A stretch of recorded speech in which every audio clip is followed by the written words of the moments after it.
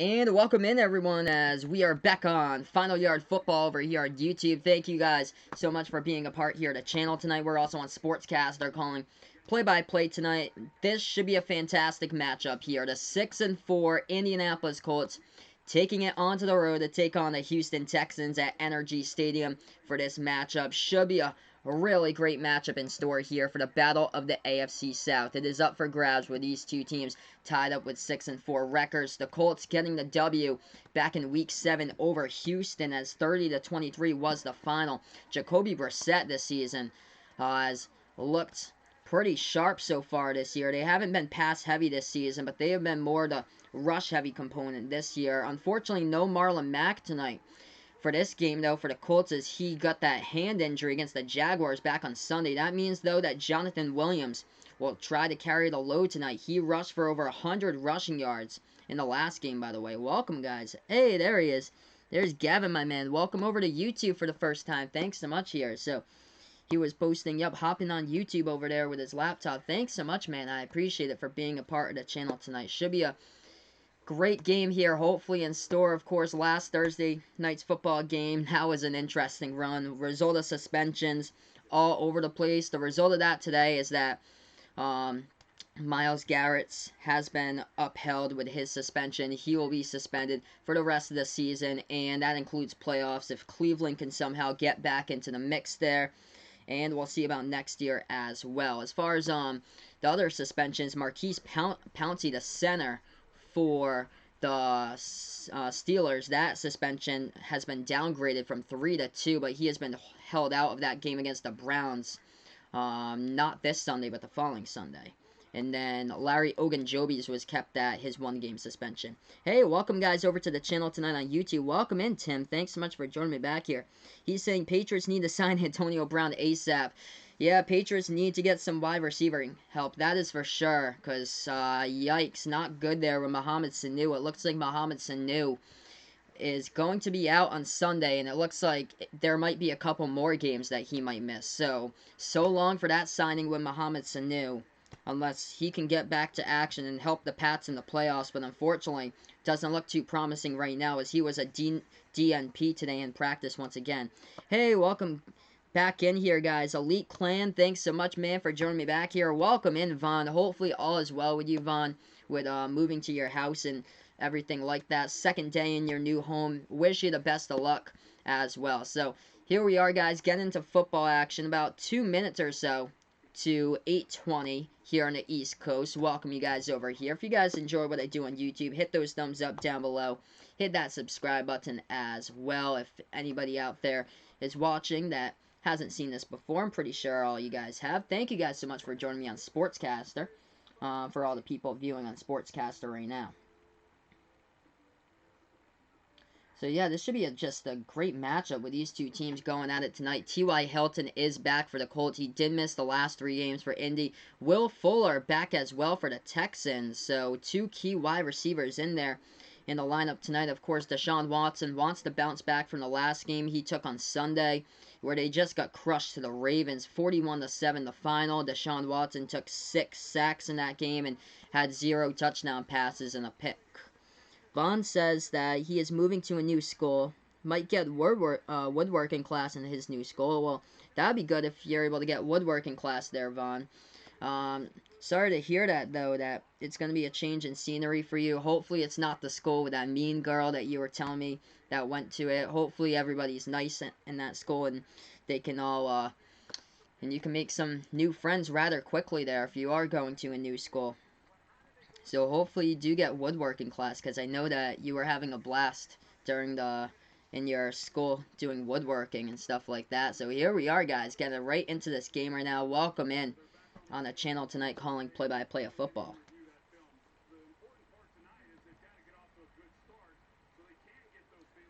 So this game between two teams in the AFC South, as far as the Houston Texans, they just getting crushed against Baltimore on Sunday. Quick turnaround for this game. There could be the possibility here that Houston tries to have a bounce-back game and tries to take all their just anger right out here onto the field and takes on a Colts team that crushed the Jaguars by 20 points in the last game.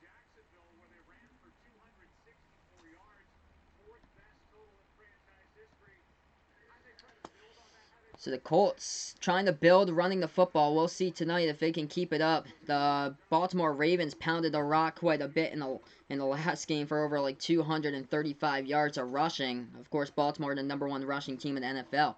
Hey, welcome in Vegas Vix, man. Thanks so much here for joining me on the channel once again. Vaughn pointing out that girl might not be in that school he's going to. Okay, so you might have lucked out there, Vaughn. That's awesome if she's not in that school that you're going to be moving to. So best of luck with a new school if you do make the change and stuff like that. Hopefully you'll get some pretty good teachers over there, meet some really nice classmates, become friends with some of the students over there, and you can learn some more about some new people there, and hopefully you get to keep that woodworking class too. That would be pretty cool. Alright guys, so we're going to get ready here for kickoff in just a moment, everyone, as I call play-by-play sports action here over on the channel. Thank you guys so much for being a part here. Boat Sportscaster on YouTube tonight calling play-by-play. So this game taking place at Energy Stadium, home of the Houston Texans tonight. This is a very crucial battle between these two teams. 6-4 records. Both of these teams tied up at the top of the AFC South here. The Colts, though, having that tiebreaker game, though, because of the head-to-head over Houston. But they do have to play this game tonight, so we'll see if Houston can get the W. Oh, that's awesome. Vegas Vix got early release today from school at 11 a.m. That's awesome, man. So always great when you guys get like early releases and stuff like that. Get out early. Good time to relax. When you get home, you can catch up on stuff. Head out to like a job or something like that earlier than usual. Make some more money. So that's awesome. Hang out with some friends if you guys have time to do that, since you got an early release over there. So here we are getting ready for football action tonight. Thank you guys so much for being a part of the channel. That AFC South looks really tight. Indy and Houston at the top at 6-4. Tennessee right behind them at 5-5. I don't know how, but Tennessee has been like a seesaw this season. Jacksonville at 4-6. As we get ready for football action here in the stream, Houston in the dark blue jerseys with the red lettering. The Colts coming into this game with their away white jerseys with the blue lettering as we get ready for action. Houston with Cammy Fairbairn kicks off this football right now, and the Colts are back to return it. This ball goes back, and Indy will take a knee at the back of their own end zone with Nyheim Hines. So the Colts get the football first. They'll take over from their own 25-yard line right now. Gavin on Sportscaster putting he misses early release when he was in high school. Would get out at 1:35 every Wednesday. Normally got out at 2:20. Oh, wow, so early release cut you out only, like, that early. Wow. Wow, that's... So that was, early considered high school for you guys. So you guys must have started late for high school at Gavin's school. Because when I got out for early release back in high school, we got out around, I think, like, 11:45 or so back in high school. We ended high school around... We ended it around, like, 1:51. When I used to go to high school. As this is a handoff up the middle to Jonathan Williams, gain of 2 on the carry for the Colts. They'll bring up a 2nd down and 8. So interesting. We started out high school so early when I was a kid. We started out like 7:18 in the morning. Yes, Celtics lost against the Clippers yesterday. What a game though. Jason Tatum with a nasty step back 3 to force overtime. That game was so close. I was looking at the highlights. Hey, welcome in to Mr. Tenno. Welcome back here, man. Thanks so much for joining me right now. 2nd down and 9 from the Colts. They go from the gun with Brissett. As they got a player going in motion right now towards the left. That's Chester Rogers. Brissett hands it off up the middle to Jonathan Williams. Carries the pile past the 30 to about the 32. Welcome back, guys, over to the channel if you're new tonight. Thanks so much for joining me. Okay, so you guys started out 7:20, so basically the same time as me. That's interesting that you guys got out at like 1:35 every Wednesday. Wow, Mr. Tenno starts school at 9:39. Wow, that is late, man. That is late compared to when I went to high school. We started out at 7:18. That is crazy. 3rd and 4 coming up.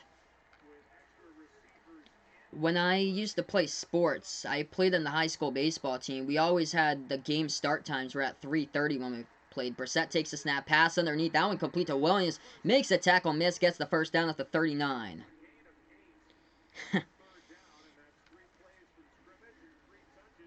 Okay, so he starts at like 7:50.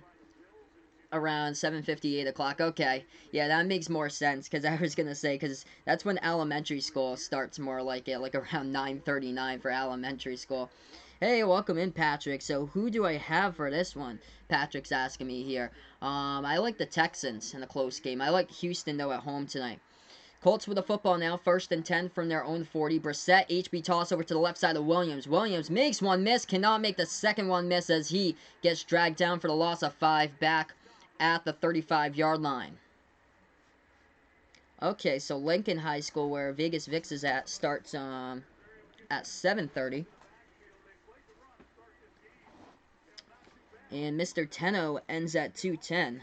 Alright, so Vaughn's saying in his new school. So yeah, Vaughn's out in California. 7:45, gets out at 2:37. So interesting start times for all you guys out there.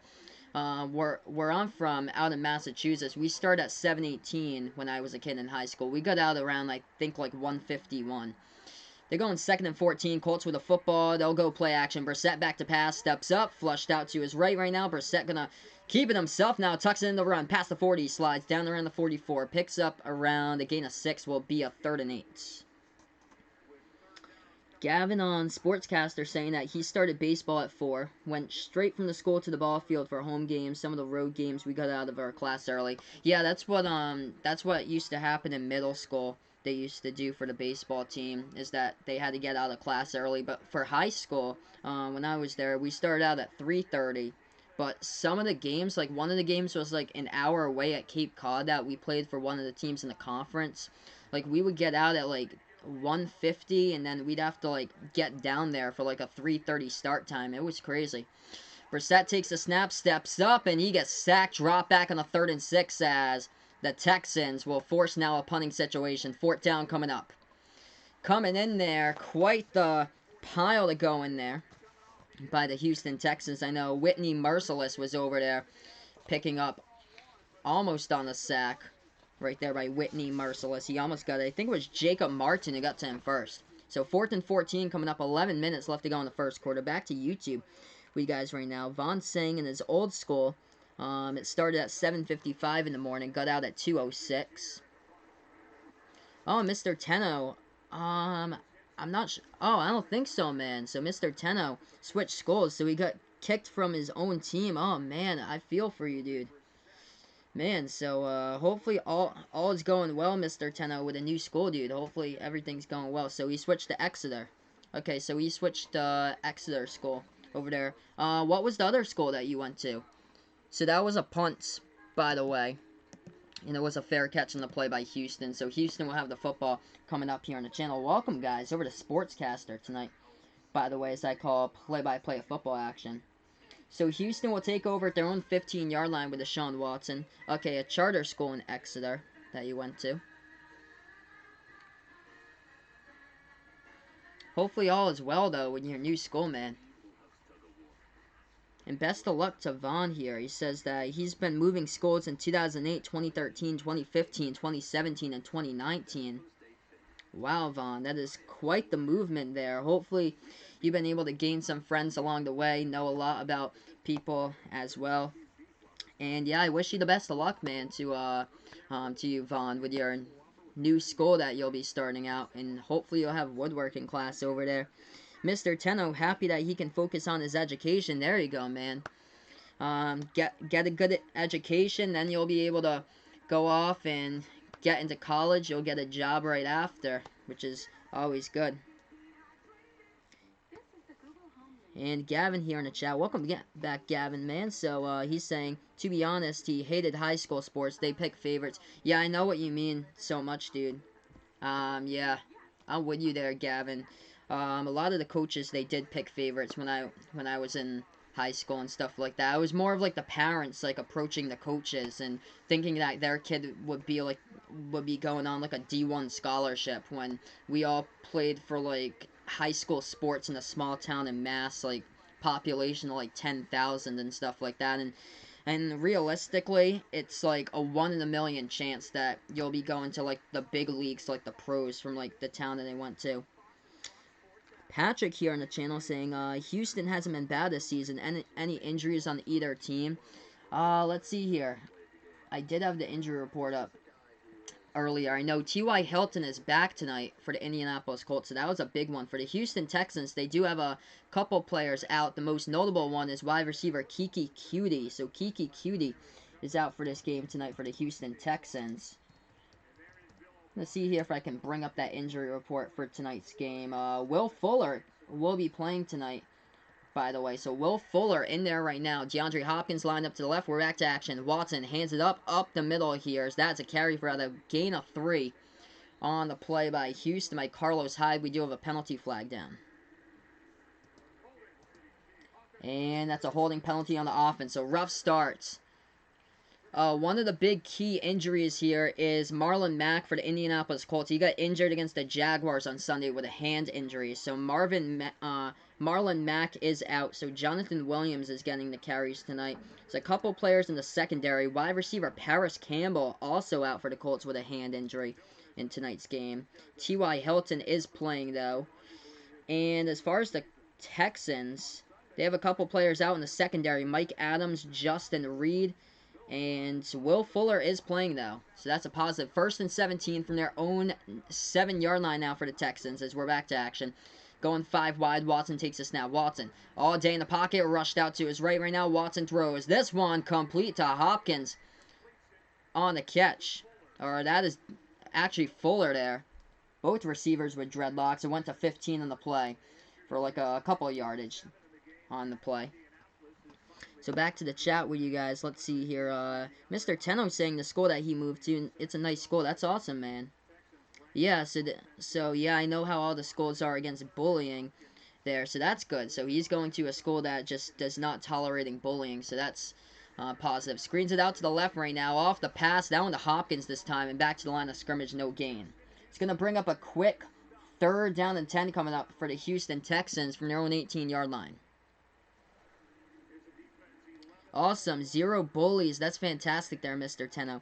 Gavin on YouTube saying he looked up the high school stats for high school baseball. 1 in every 100 high school players got drafted and played pro ball. Wow.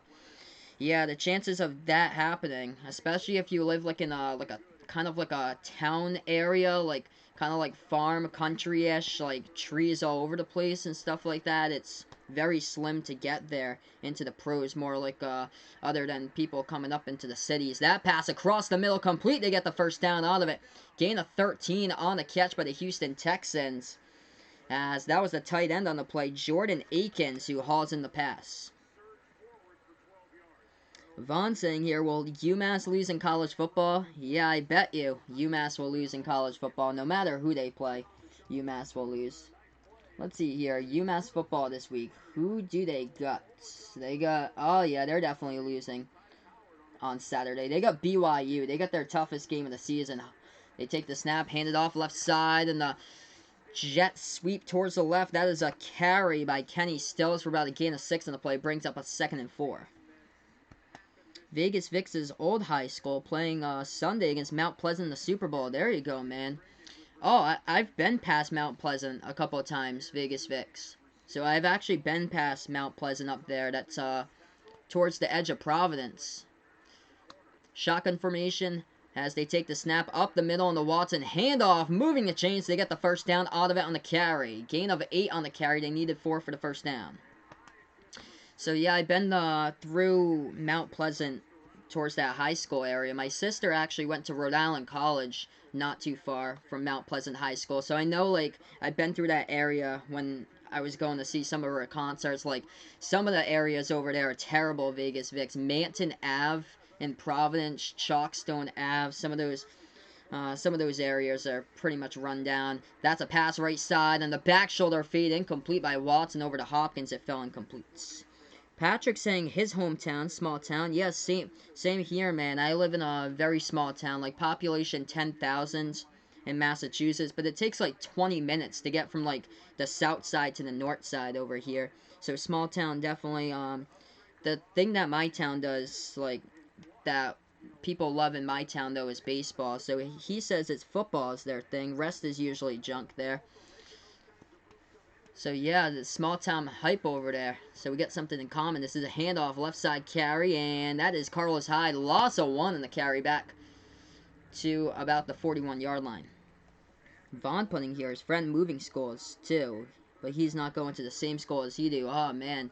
That's too bad that you weren't able to go to, like, land up in the same schools. That would be pretty freak if you guys were. 3rd and 10 coming up. Empty backfield now from the 42-yard line for the Houston Texans on the 3rd and 10. From the gun is Watson, 3 wide to the right. Takes the snap. Back to pass. Watson stepping up into the pocket all the time in the world. Flushed out to the right now. Watson going to chuck this one up down the right sideline. Nobody there, falls incomplete. And the Texans will have to punt this ball away with a 4th and 10 coming up. 6:49 left to go in the first quarter. This game's moving by fairly well so far right now. Starting it out. Welcome, guys, over to Sportscaster tonight on the play-by-play of this ball game. The pass protection was there up front, but there was just nothing going on, whatever in the pocket. Nobody was getting any separation. That Watson just had to chuck that one down the right sideline that fell incomplete. So 4th and 10 coming up. 6:49 left to go in the first quarter now as we have a punting situation on the field. As the Texans barely get this football off. They do. There's a penalty flag. And Indy fields the ball at the 10. They get slammed down right there on the special teams unit coming in. Big hit on the special teams. We do have a flag down. We'll check the penalty flag. This might be roughing the punter on the play.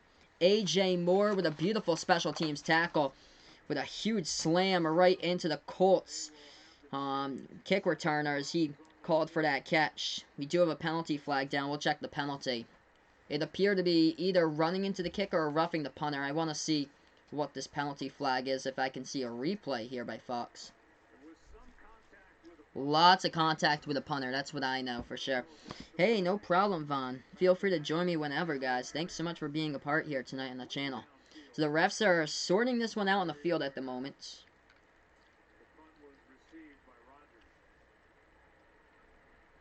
Yes, so that is true there, Vegas Fix. Rocco Baldelli grew up in Woonsocket. So, Rocco Baldelli, famous Rhode Islander, now he's the Minnesota Twins manager.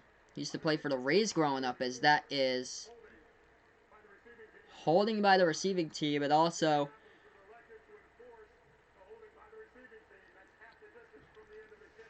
so both of these penalties on one on the Colts, one on the Texans. Hey, welcome back, TC Gang. Thanks so much, man, for joining me. You just had a basketball game. That's awesome, man. Hopefully you did well tonight in your basketball team. Glad to hear, man. Hopefully all is well with you, dude. So no score in this game right now. The Colts will get back to football here with 6:40 left to go in the first quarter. So right now we're just on commercial break. As far as games going on throughout the NBA, only one currently in progress tonight. Milwaukee Bucks lead it 31-27 against the Portland Trail Blazers right now. So that's the only game going on throughout the NBA tonight. That's awesome, dude. So looks like TC Gang's basketball team won tonight. Congrats, man. That's awesome, dude. How in the world? Looking at this right now, wow. That should not be happening over here. But yeah, right now we're just on commercial break, everybody. We're going to head right back over to this game. In a matter of moments, taking a look, both of these offenses leading to punting situations on their first drive of the game. We'll take a look at the box score here at the moment right now. 2 first downs by the Texans, 1 by the Colts so far in tonight's action.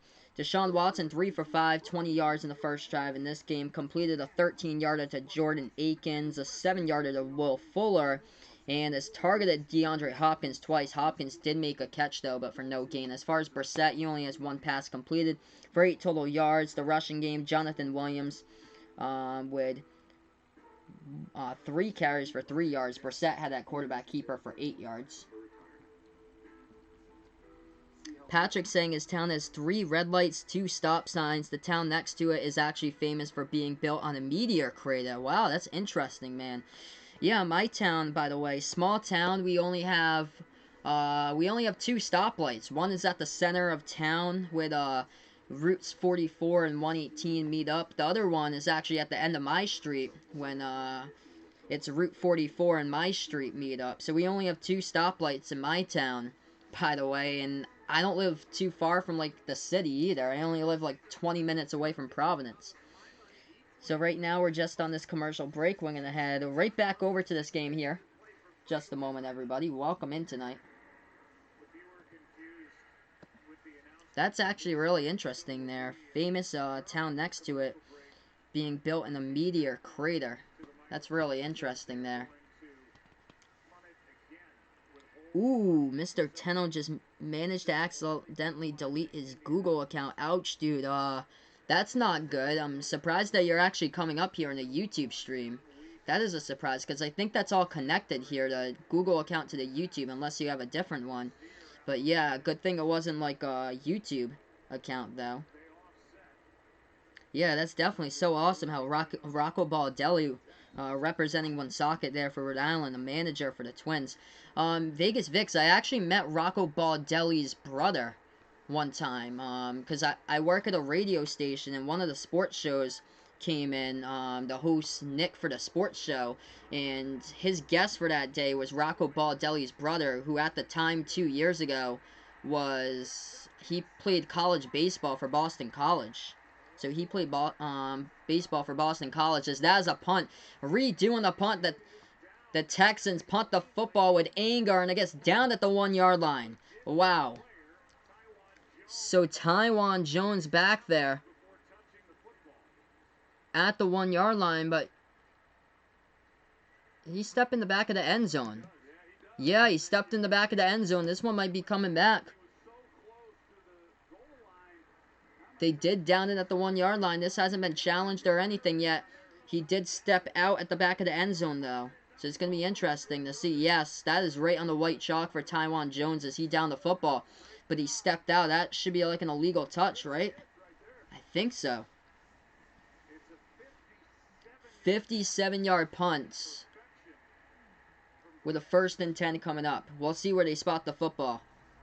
Oh, they're going to spot it all the way back at the 1. Okay, so they're going to spot it back at the 1. So they haven't reviewed or challenged anything. So they're just going to have the Colts start out from their own 1-yard line. So here we are back to action. Going 5 wide. 3 to the left, 2 to the right. Brissett passes right side short. Now incomplete to the 6. 5-yard catch by Naheem Hines in the reception. Let's see here, back to the chat. Patrick says it takes about 15 to 20 minutes in any direction to get to any town. Middlesboro, Kentucky, the town name that was built in a crater. Okay, interesting there. So, that's cool, dude. 15 to 20 minutes in any direction to get to any other town. That kind of sounds like where we have the summer place up in New Hampshire. It takes like 20 minutes to go from like the top of that town to like the bottom half of that town and where it borders. Like, it takes, like, I think, like, 15, 20 minutes to get to, like, Lake Winnipesaukee from there. As that is a pass swing around to the left side of Jonathan Williams on the reception. Gain around 4 on the catch. I'll bring up a 3rd and 1. Okay, so there we go. Good thing it wasn't your YouTube account there, Mr. Tenno. I don't know how that happens, though. Man, hopefully, that Google account that you deleted wasn't used for anything, like, important or anything for like it. Hopefully it didn't have Google Docs that you had your schoolwork on. A run up the middle by the Colts. They get the 1st down. Needed 1, got 2 on the carry by Williams. So Indy picks up the 1st down. Gavin here saying that he would love to live in a small town. His mom and stepdad plan on getting 50 or more acres in Kansas. Wow. That's incredible, dude. Where his mom and him are from. That's awesome. Congrats, man. If they do get like 50 or more acres of land, that's incredible out there. You know, tons and tons of land out there in the Midwest. Kansas, Missouri, you got like tons of farmland out there. Brissett takes the snap, play action, back to pass from the pocket. Brissett rolls out to his right now, steps up in the pocket, delivers downfield off the fingertips. It's incomplete. Eric Ebron tried to lay out for that football, but he dropped the pass. So bring up a 2nd and 10. Ebron with a ton of space up the middle there. Brissett just a little bit wide to the right on the pass at Eric Ebron. He was able to get separation too. Just got like right in front of the defender, turned around, and turned back towards the field of play. 2nd and 10 now. 4:40 left to go in the 1st quarter. Welcome back, guys, over to the stream tonight. Sportscaster on YouTube. Shotgun formation for Brissett. Has Williams lined up to the left side. 3 wide to the right, 1 to the left. Brissett hands it off. HB draw to Williams. Williams past the 15 to the 16 on the carry. Gain of 5. Brings up a 3rd and 5. So we have 4.5 left to go in the 1st quarter. Vegas Vix points out he never wants to live in Cali. Yeah, I can imagine California is really, really expensive. I know gas prices are like $4 there. If Vaughn's in the chat, Vaughn's from California. He can probably tell you, but I think that like gas prices are like high 390s, like $4 there for like gas. Also, homes are like $1 million homes out there in California. Those are where like tons of jobs are, but it's just so expensive. They take the snap pass, short race side. That one complete to Ebron, but not enough for the first down. Gets dragged down around the 19. Needed to get to the 21. Yeah, that'd be awesome if we could get to 20 likes here before halftime. The football one's a little bit tougher though, Gavin. I've only been doing the football one since August. The basketball one, it's very possible to get like 20 plus likes on the basketball channel for YouTube, but this one I just started out like 3 months ago, like 3.5 months ago. So this one's a lot tougher since this is like the newest of the channels here. And like basically like everybody is either from like that first preseason game, like Vegas Vix is from the first preseason game, or like a bunch of people are either from Sportscast or other subscribers from Behind the Arc Basketball. That is a punt that's fielded by the Texans. They take it, they slip a tackle, go down the left sideline, and pick up about 7-8 yards in the return. So we'll go right back to action here right after this commercial break. Thanks so much, guys, for being a part of the channel tonight. Yeah, once we get this channel to grow, I bet that we're going to get like 20 plus subs here. The football channel, it's tougher for my football channel to grow, though, because there's so many links on like the internet on YouTube that like buries this video. So that's why, because there's so many of those links that have like the actual game, or they say click link to view game down below, and that's what people want to see. They want to see like an actual stream. They don't want to like hear the play-by-play. A lot of people, and a lot of people don't know the copyright violations either. But for the basketball channel, basketball is the one that I'm growing like a ton here. My hope for this channel is just to keep on getting people over from the basketball channel to have this football channel grow and get bigger and bigger and bigger. So this one goes up to algorithm as well. So I'm using that basketball channel as like a product to help promote this football channel to keep this one growing too. Because for the basketball channel, I just reached 500 on Friday. I'm at, I think, 504 subs for the basketball channel. I think this one's at like 113. Too much earthquakes in California and wildfires. Yep. Yeah, it's tough out there in California. Tons of natural disasters. You never really know, though, when something can happen out there in California, especially. Vegas Vix remembers, yep, searching up Patriots preseason game and then coming upon my channel. Yes, that was my first ever video on Final Yard Football. My first ever video, and the one with the highest amount of views. I think people were like getting ready that football was back. And the reason why I had so many views on that Patriots preseason video is because like the only people who could view that game was just like, you had to be in like either New England or Detroit in like Michigan to see that, because the Patriots took on the Lions during the first game. So that's where you had to be, and the rest of the people got stuck with like their own preseason football game, and that was it. So we got like 2,000 views. I remember that. That was crazy. But it's been like a whole lot tougher for these games because it's on national television. So like 95% of like the US or so, I would imagine, has like an antenna TV or has access somehow to Fox and is able to like see the game.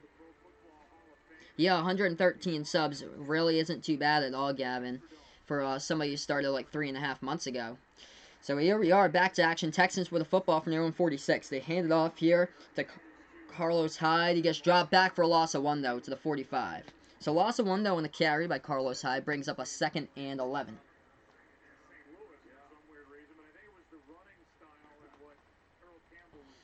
Somebody I'm going up against on Sportscaster here. I'm looking at it. It seems very suspicious over on Sportscaster right now. 2nd and 11 coming up. We got 2:45 left to go in the first quarter. Shotgun formation for the Texans right now, as they have it at their own 45. They take the snap. Watson passes across the middle, and that's a gain of about 4 or 5 in the catch. It's the second video next to mine over on the breaking section at the moment there. It's got 694 views right now. I don't know how in the world you get 694 views. He must be like clicking and clicking and clicking because he passed everybody for the monthly, so he is #1 here. So, I don't think that's going to be happening too much longer. 3rd and 6 coming up, shotgun formation. With 2 minutes left to go in the first quarter, they take the snap. Watson rolling out to his right as he'll step up, he'll pass, and now on a pass down the right sideline. And the ref will say out of bounds. DeAndre Hopkins, though, thought he caught it. He's pleading his case right now to the refs that he thought it was caught. We'll see here. We have 1:55 left to go in the first. And wow, they change it to be a catch. It is a catch here. Yeah, that kid streamed last night, and I was looking up today at work, like, what in the world he was doing. You could hear the solid click on the video. First and 10 coming up, 1:55 left to go in the first quarter. Now it's got 7:17. So we have 1:55 left to go in the first quarter. That was a catch. Shotgun formation. Now they take the snap. Hopkins. Now they're gonna go Watson with his own quarterback keeper in the play. And he gets back to the line of scrimmage. No gain. That was a nice catch, though, by DeAndre. The catch before, though, on the field. So under 1:35 left to go in the first quarter. 2nd and 10 coming up here on the field right now.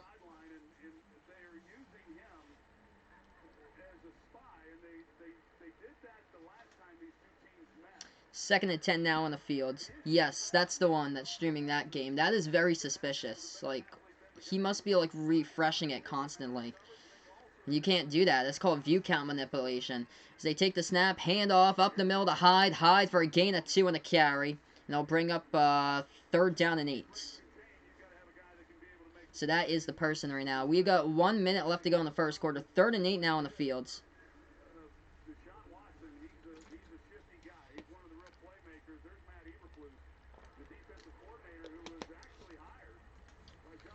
So this first quarter winding down, everyone, as we welcome you guys over here to YouTube Sportscast. They're calling play-by-play of this game tonight. They go in a shotgun formation with Watson. He has his running back lined up to the left side as that is Duke Johnson. Takes the snap back to pass, drops back, and we have a whistle on the flag. 35 seconds left to go with a flag in the play. And that is a false start committed on the penalty. 5-yard penalty by the Texans on the play. Yes, that is very, very suspicious. Why? Yeah, that is definitely, if you hear the mouse clicking every 2 seconds, that is definitely view count manipulation. So yeah, I'm sure that he'll be taken off for that tomorrow morning. 3rd and 13 coming up now as we approach the end of the first quarter. 20 seconds left to go in the first right now from the shotgun formation, the Texans with a football. Going to the left, lining up 5 wide to the left side here, going out is Duke Johnson Jr. Takes the snap, back to pass, steps up in the pocket, rolls out to the right, and throws in the run. Now a downfield caught, 1st down. They get it into the hands of Darren Phillips, the tight ends. Yeah, I think there's a report button. I think where there's the triple, like the 3 dots at the bottom right-hand corner. I think there's something there that says, like, report or something like that. I'm sure that they're going to take note on that because he's done 2 streams now and is #1 this week, I believe. Alright, so we just ended the first quarter here on the channel. Still no score, but the Texans driving down the field right now on that last drive. They have the football coming up 1st and 10 right after this commercial break, everybody, on the channel tonight.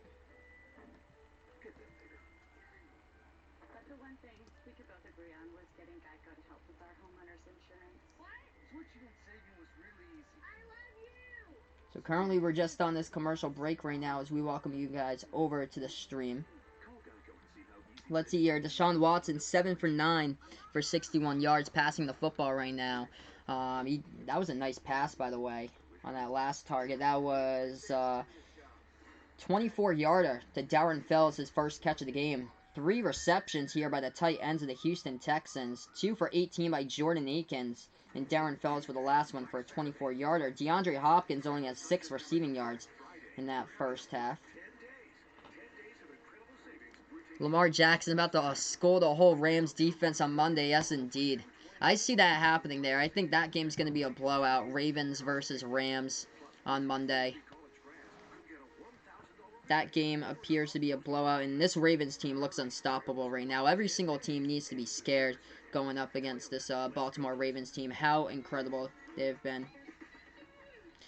Yeah, that seems like it. That seems like what it would be if he's clicking the mouse every 2 seconds. Like, that's the reason why he has like 700 views on it. That's not supposed to be happening there. I think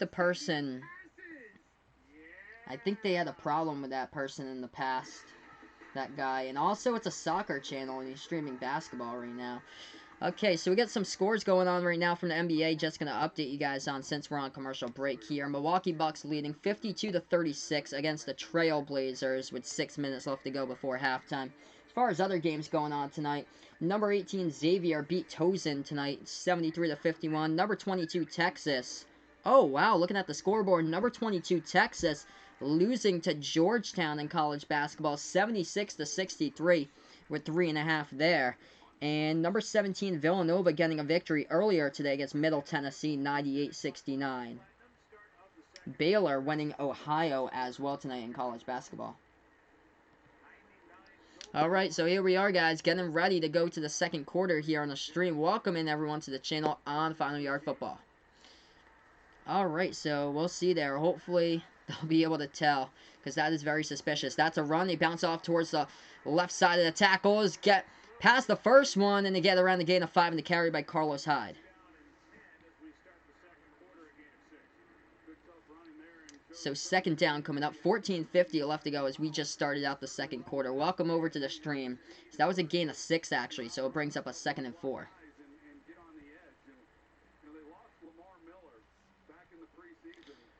Patrick saying, been a slow couple of days for sports.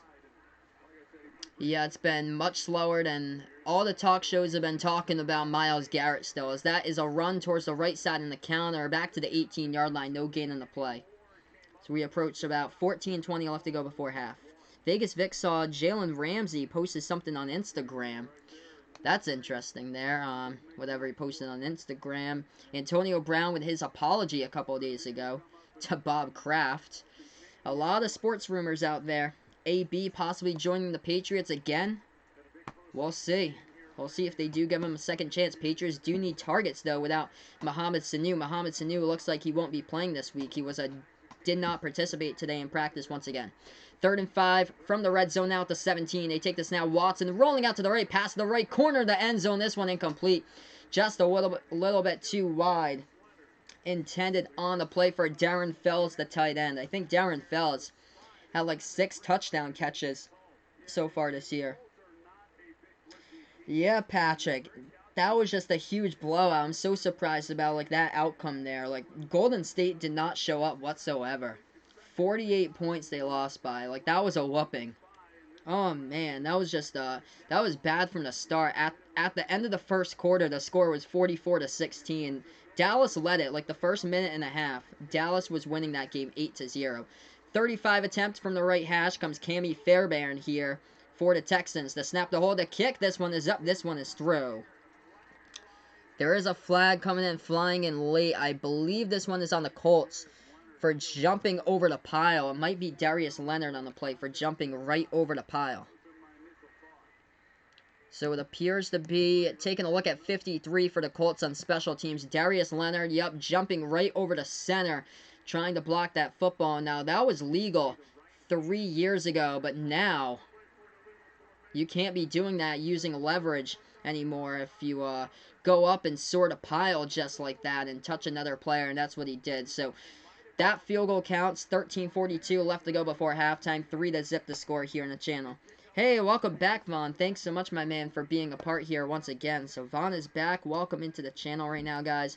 3 zip, 13:42 left to go in the second quarter, as that was a field goal by Cammy Fairbairn. The Texas lead 3-0. So 4 first downs right now by Houston in this game. 2 first downs by the Colts so far. Indy will get back to football right after this commercial break. Total yardage looks like this. 76 total yards by the Houston Texans to 29 now by the Indianapolis Colts. And the big catch on that drive, though, there were a couple ones. One that was thought to be an incompletion at first, but DeAndre Hopkins got both feet in bounds, moved the chains. So that was a first down catch by Hopkins. The other one was a beautiful catch, throwing the Darren Fells with a 24-yarder catch down the right sideline for a first down. So yeah, right now just on this commercial break, we're going to head right back over to the stream here in a couple minutes, everybody. On YouTube and on Sportscaster tonight, calling play-by-play.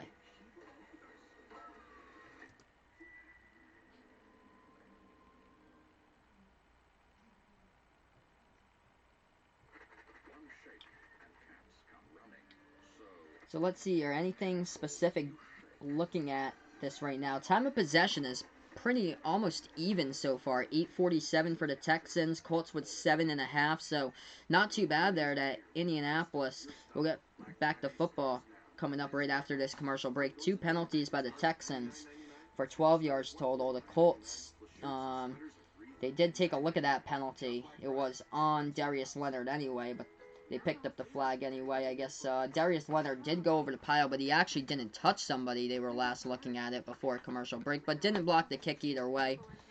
So the field goal was up and good by Cammy Fairbairn.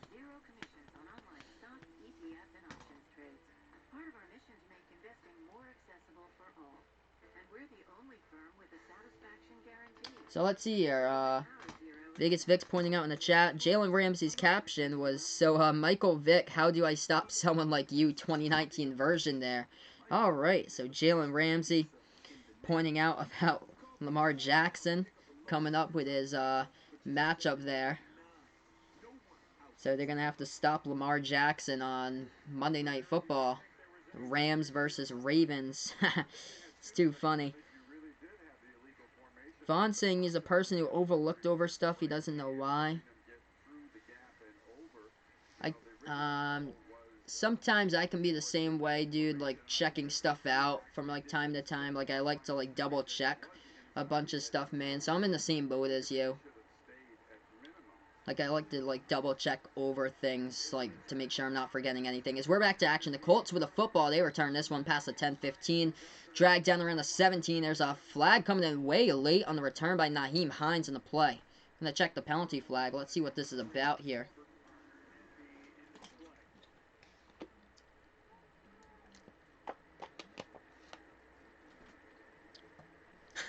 Lamar Jackson going to break Ramsey's ankles on Monday. Vegas Vix is saying there. Let's see here the penalty flag. And this one is block in the back by Indy. So block in the back by the Colts. As we have 13:38 left to go before halftime. Jordan Wilkins with a block in the back from behind. As that player also tackled Nyheim Hines. Hey, welcome into the channel tonight. Will West 2. Thanks so much for joining me over on Sportscaster tonight, calling play-by-play of football. So now the Colts have the football. They're backed up at their own 9-yard line as Indy has the ball. They go from the ace formation in the backfield now. Jonathan Williams, the running back. Brissett with 2 wide to the left. One of them is going in motion towards the right side right now. That's Jack Doyle. Brissett takes the snap, hands it off up the middle to Williams. Williams takes it for about a carry 4 or 5 yards. Brings up about a 2nd down and 5. Let's see here. Who will UConn play on Saturday for football? I'll check that out. See who I got here, Vaughn, for UConn football. We'll see if they can win that game. Okay, they take on East Carolina. So they take on East Carolina for football.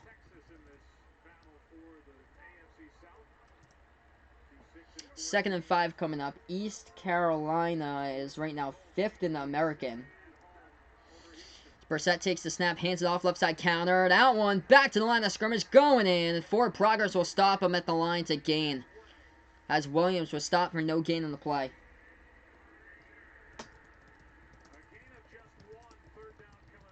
Third down now coming up on the field as we welcome you guys over to the channel. Trying to bring up American college football standings here, if I can bring that up. American Athletic, here we go. East Carolina is 0-6 in the conference, so if UConn has any chance, it comes up against ECU in their next game.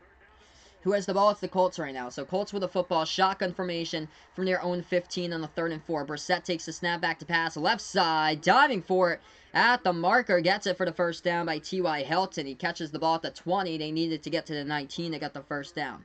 12:05 left to go here before halftime. 1st and 10 as they move the chains. Let's see here. Back to the YouTube chat. Vegas Vic's pointing out Louisville going to beat Akron on Sunday. That is one thing for sure there is that Akron, I think that Akron still hasn't won a game this year in college football. Do I know what UConn's nickname is? Vaughn's asking me. UConn is the Huskies, so the UConn Huskies. That is first down, number 3 of the game by the Colts right now. We have 11:40 left to go in the second quarter. They go from the ace formation. Brissett hands it off up the middle here to Williams. Williams gain a 2 to about the 22 as the Colts have the football. We have 11:30 left to go before halftime. If you guys enjoy what I do, hit that like button over on YouTube as well. Thank you guys so much for being a part of Sportscaster. To the computer to the left tonight. Second down coming up on the field now for Indianapolis. No Marlon Mack tonight for running back due to the hand injury he suffered against the Jaguars. Jonathan Williams, though, filling in as the ball carrier tonight. Brissett 5 for 6 for only 25 yards passing. Brissett now going in the shotgun formation. Williams lined up to the left. Takes the snap. Drops back to pass. Left side. Now incomplete. Over to Jack Doyle and stretches out towards the first down marker at the 30. It's going to be close to a first down.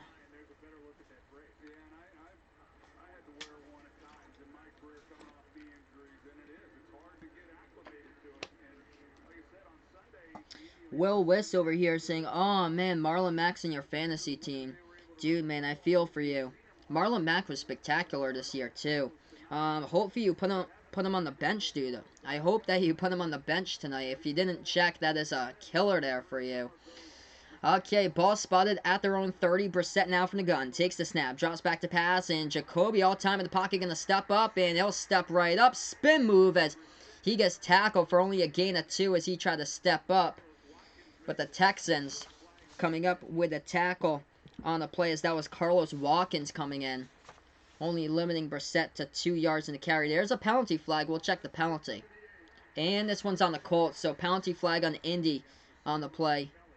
It's going to back him up yardage. As that was Ryan Kelly, the center, who committed the penalty on the play. Let's see here. Vaughn asking, why is UMass called the Minutemen? I think that's what they used to be like colonial days back in the day, Vaughn. Like when the Revolutionary War used to take place, like 1776 and stuff like that. They used to be called like the Massachusetts Minutemen. This is a run up the middle for about a gain of 4 and a carry by Jonathan Williams. We get chopped down. It'll bring up a second down here on the field. 9:45 left to go and counting down before halftime. 2nd and 16 here for the Colts.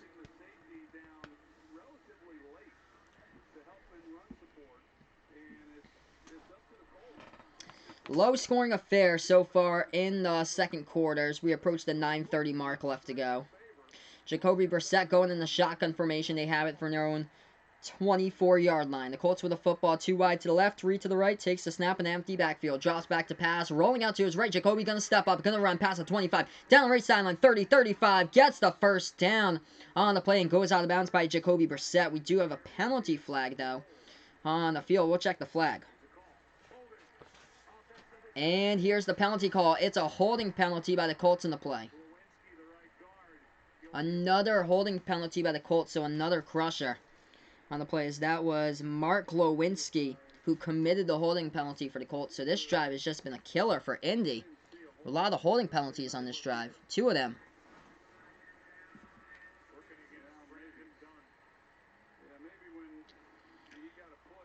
Second and 26 as we approach the 9-minute mark left to go before halftime. Welcome in everybody to Sportscaster and YouTube tonight for the play-by-play of this game. Nyheim Hines lined up into the backfield to the right side of Jacoby Brissett. 6 penalties during the last 2 games for Indy. Tonight they have 3 already in the first half. Brissett takes the snap, going to drop back on the pass. This ball deep down the middle of the field. Nobody open.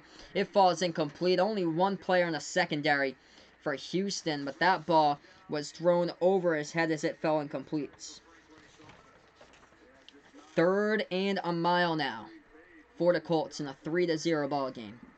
Yes, I have. I actually have been to UMass, Vaughn. So when I was growing up, I used to play the drums back in high school. I went to a drumline camp out in UMass for a year. Did that during the summer for like a week. And then with the marching band, we went to UMass a couple of times when we were going there for like UMass Band Day, like once a year. 3rd and 26 now. 3rd and a mile on the field from the Colts. That they have it at their own 14-yard line with the football. Brissett takes the snap, screens it over left side. That one complete past the 15. Past the 20 now, slides down to about the 23, and they get some more yards without being touched to the 26. So that was a pickup there, about 12 in the catch by Chester Rogers. It was a 3rd and 26 though, so they're gonna have to punt it away in the 4th and 14. And we have an injured player down on the field, and this is, oh, that's not good for the Colts. That's the center for the team, Ryan Kelly. He is down on the field right now being checked out by medical staff. So Ryan Kelly currently on the field, everyone, for the Indianapolis Colts. So currently, we are just going to head over to commercial break here on the stream. Brissett passing the football is 7 for 9. 46 yards through the air. Deshaun Watson, 7 for 10, 61 passing yards. Yes, very low scoring game right now. Not a whole lot of, like stoppage in time here in the game. There's been a couple penalty flags, but there's been, like, tons of runs in this game so far. We had 10 carries by the Colts, 7 carries by the Texans. So 17 total rushes. The clock has gone, like, off quite a bit in this game, though. Let's see here. Gavin back in the chat says he thinks this Chinese delivery driver ate our Chinese food. It's been almost an hour. Just wants his food. Wow. Oh, man. That's the worst when you always, like, trying to wait for your food and it just never comes in. That's too bad there. Do I like Boston songs like Dirty Water? Yeah, that's a pretty cool one. I like Tessie. Tessie is a good song. There. Shipping Up to Boston is a good one, Vaughn. Let's see. Yeah, I'm not sure if you guys are familiar. When I was a kid, like back in like middle school, elementary school, I used to have the PS2 when I was a kid. So I played, I think it was all those cool ramp games for PS2. I had Major League Baseball 2006, I think. So I had that game with Manny Ramirez in the cover, Major League Baseball MVP 2006 for PlayStation 2. And they had this cool thing there with all the ramp games. Yep. Not sure if you guys know, but they had like the mini game challenges for the ramp games, where like the batting challenge, the hitting challenge. That was so cool. And one of those games in the soundtrack was Tessie that they had on the soundtrack there.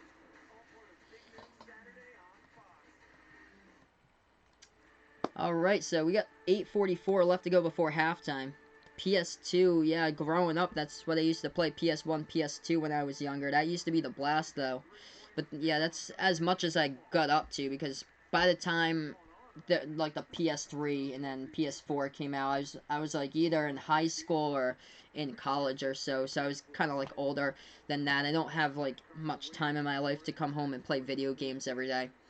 Okay, so 4th and 14 on the field right now. The Colts are going to punt away this football. They stand at their own 17-yard line with Rigoberto Sanchez as he's about to boot this ball away. So he gets the snap, boots that one away, and the Texans will be back to return. Angles it towards the right side of the numbers. They do return it from the 25. Makes one miss past the 30 to about the 33-yard line on the pile on the play.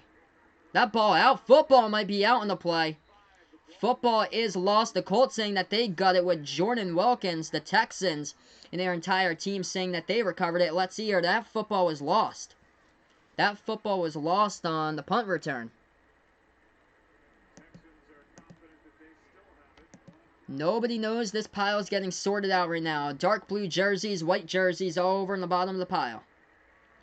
And the refs finally sorted out. They say it'll be fumble recovery Houston. So Houston does get it back themselves. So the punt return team does recover it. So that is a break there for the Texans. Vegas Vic's pointing out GameCube the best, though. Yeah, I remember GameCube, too. I remember PlayStation Portable, Nintendo DS back in the day. That's what all the kids used to take on the bus when I was in middle school. Hey, welcome in, Brent. Thanks so much, man, for joining me back here tonight. How's things going, Bren? Hopefully everything's been going well, guys. Gavin pointing out, yes, I did play college baseball MVP 2007. I believe that's the only college baseball game that they ever came out with. Oh my gosh, yes, I played that game. I used to be Oregon State, either Oregon State or Oklahoma State when I was playing that game. Both of those teams were like A-rated teams. That's a pass tipped off the fingertips, intercepted by the Colts. On the play, Deshaun Watson drops back and gets picked off on his first pass here this drive. That ball tipped off the fingertips up in the air, and Kenny Moore in coverage across the middle of the field gets the underthrown ball and gets the interception. Kenny Moore with his second interception of the season for Indy in the last play. Oh yes, indeed, that game was so fun playing MVP baseball, the NCAA style. That was great to play. Let's see here. Brent saying a bit better, back to 8. Alright, so that's good to see. Hey, you're doing a bit better there. That's good, man. Hopefully everything just keeps on going well, guys. Let's see here. Gavin says he would always make himself in the game. Yup.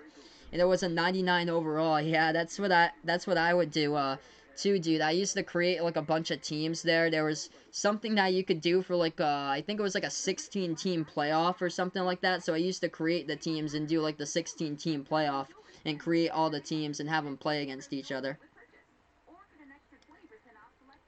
Let's see here. Brent saying finally going back to, thirds next week, or the week after. These 1 to 9s are killing him. He's a night guy, not a day guy. Oh man, I know how that feels. 1 to 9s.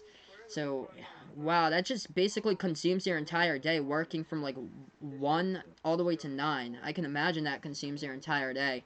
That must be like not fun at all. Back like I think it was like around like 2 years ago, I actually was like I wasn't planning on leaving my job at the radio station. I was just like kind of like looking around, seeing what other people had to offer or anything. So there was a job like not too far that popped up at another radio station that I applied for. Just was like curious and stuff like that, because they didn't say the hours or anything. So I just wanted to like do like an interview and stuff like that with the people and see like what the hours were, to see if it was anything of interest. And then the hours came up. It was, I think the hours were like 12 to 8 for that job, and I was like, yeah, no, I'm not gonna do that, because that just consumes your entire day. By the time you wake up and then you head off to work at like 11:30, you get in at 12, and then you end the day at 8 o'clock, and then you get home at like 8:30 or 9. It makes no sense at all. Like, that's just an entire wreck of the day. You can't do anything. You have to eat lunch beforehand, too. I'm doing pretty well, though, Brent. I'm doing really good over here, so things have been going well. Getting there, almost to Thanksgiving here, guys, so we are almost at Thanksgiving. Gavin saying that he would do the tournaments on college baseball, would play with his player he made. Couple. Oh, yep, I remember that, making the custom stadiums. That was so cool, too, as we're back to action. That is carry towards the left. They take it past the 40 to the 43 on the run by the Colts on the last carry. I remember making all those custom stadiums. What we used to do, because I used to play with my, Vaughn knows him, my buddy John, who runs the hockey channel on YouTube, Off the Wall Hockey, has his own hockey channel on YouTube. But we used to create like a stadium and play it against each other, and we used to like move like the outfield fence as close as possible, so it could be like home runs left and right. That's a run up the middle to about the 35-yard line on the carry. 1 yard gain on the play brings up a 3rd and 3 for the Colts. Or if we didn't have time to make the stadium in time, if we like didn't want to create the stadium, we could just play at that custom-made stadium with a farm. That one had such like a short right field. That one, they take it up the middle on the run. On the play by Jonathan Williams, gets the first down as he takes it past the 30 to the 28. Hey, there's John right now. Thanks so much, my man. Yeah, we were just talking about how growing up, remember how I had that MVP baseball game growing up, the college baseball 2007. That was just a fantastic video game, because I remember me and John used to play it all the time, that college baseball video game with the aluminum bats and stuff. And we used to play at that baseball field with the farm that they had on the game, and it had like the shortest right field ever. Left side counter, that one back to the 30, loss of 2. Yeah, horrible start here to the game. Not much going on as far. Not a whole lot of passes in this one. It's been just like constant rushing so far by the Colts tonight. But welcome in, guys, over to the channel. 2nd and 11 now, under 6 left to go before halftime. The positive about this, though, is this game is moving by fast, so that's a good sign here. It's not like a couple of the other games. Yeah, that was definitely sick, playing that college baseball game. Gonna have to do a throwback someday. Here's a run up the middle. They're gonna get a big one, 25 to the 20, 15, and down at the 14 finally. Somebody gets a good game for the first down. Gain of 14 on the play. So finally, somebody with a good carry. Nyheim Hines right up the guts. And the Texans just not able to stop him right there. Great blocking up front. Got the lead block. And right straight through the hole gets the first down. Welcome, guys, over to Sportscaster tonight as well, calling play-by-play on YouTube right now. 1st and 10 coming up. Colts with the football. They get 60 rushing yards. This time of the clock ticking down. 5:10 left to go before half. Shotgun formation. Brissett takes the snap, hands it off. Up the middle, again a carry by Hines. Hines moves the wheels to about the 6-yard line.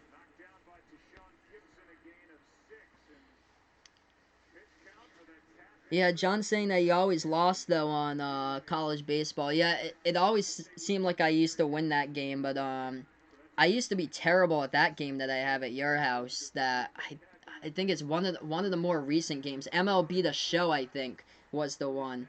I used to be terrible at that one because I never like usually played MLB The Show, but those 2K games were ridiculous, especially with the eephus pitch growing up and playing those. This is a quarterback keeper to the end zone. He gets it to the right side. Touchdown. Finally, somebody scores. Jacoby Brissett with a keeper. That's the same thing he did 3 years ago for the Patriots when they won 27-0 against the Texans, and he was the quarterback at the time for New England back on Thursday Night Football. I remember that game. Nobody thought that the Patriots would have any chance. Tom Brady was having his 4-game serve for Deflategate scandal. Jimmy G was injured for that game, and Brissett, the same style of carry. They got it off the play action right there. They got the quarterback keeper down the right side, set the edging at the touchdown. Here comes on the extra point. Indy is up 6-3. The snap, the hold, the kick, Vinatieri. This one is through the uprights. It's good. 7-3 now the game. Yep, so yeah, John would always win MLB The Show. When me and John always played college football, though, those games were so tight, man. Whenever we play college football, we're going to have to bring that back sometime. Except when you chose, I think you chose Pittsburgh one time, chose to be Pitt. And I think I was Penn State or something like that, and the game wasn't close or something. But other than that, like every single time we used to play college football, like Miami against Florida State, I think we did that one time, and it went into like overtime once. That was so cool. So right now, guys, we're just on commercial break. Over on Sportscaster here, Gavin saying he remembered hitting a 750-foot home run in that game. Man, that is awesome. That is awesome there. Quite the flashback to those games. The cool little ramp games that they used to have on college baseball 2007. Those were such the moments. The pitching challenges that they used to have that you had to throw like the pitch into the box and color coordinate it and stuff. That was so cool back in the day. So currently on commercial break. The Colts running the football here. Tons of times in the game. 17 carries for 70 yards as a team. As far as Jacoby Brissett, he's 7 for 9 passing, 46 yards to the air. Deshaun Watson, 7 for 11, 61 passing yards, but he had that bad interception across the middle on the ball that was tipped up in the air, picked off by Kenny Moore, the Colts, which ultimately set up this touchdown. So right now we're just on commercial break here, guys. Gonna get back to action here in a couple moments here on the stream. Tomorrow night, I plan to be back on the basketball channel for you guys, hopefully. I believe it's the 76ers versus the Spurs tomorrow, so I should be able to call that game. I believe it tips off at 8 o'clock, so hopefully, if all goes well, everything will be on here for basketball, and then the next football stream will be on Sunday. I believe I'll be doing the Patriots versus the Cowboys, 4:25 p.m. Now, that game's going to be interesting here. Weather will be in the favor on Sunday, that's for sure, at Foxborough. I think it's going to be like 43 degrees, freezing rain over there at Gillette. And the Patriots cannot run the ball effectively. I've only seen them run the football once, good for 1 quarter this season. Or 2 quarters this season. The second half against the Washington Redskins. That is it. All the other remaining quarters that they have played, and they cannot run the football at all. They are right now second to last in the NFL as far as average yards per carry, only averaging 3.2 yards per carry. It's been a struggle all season long with the offensive line, but at least they get Isaiah Wynn back. So there you go. There could be some hope this week for the Patriots. As this is a kickoff, goes to the back of the end zone as it goes out of play. Texans will take over from their own 25.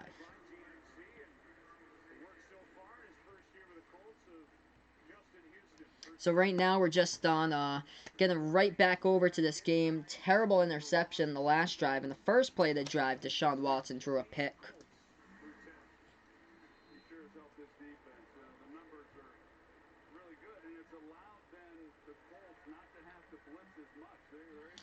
First and 10 here for Houston. They have the football. They go into the shotgun formation. Got the running back lined up to the right side.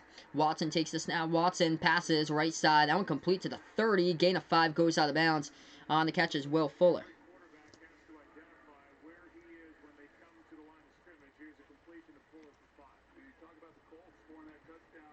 It's going to bring up a 2nd down and 5. The clock keeps on rolling now as the ball gets placed down. We got 4:10 and counting down left to go before halftime. So we got ace formation coming up for the Texans. Ball at their own 30.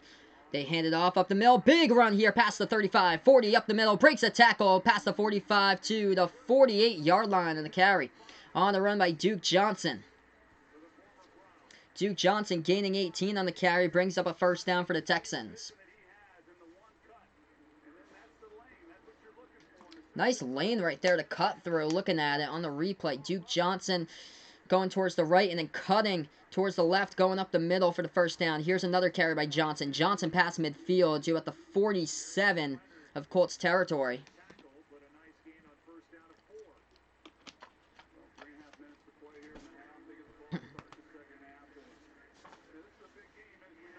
Second down and 6 now. We got 3:20 left to go before halftime. Vaughn putting in the chat yesterday, his old school teacher got him in trouble because he was putting his hands up in his pocket.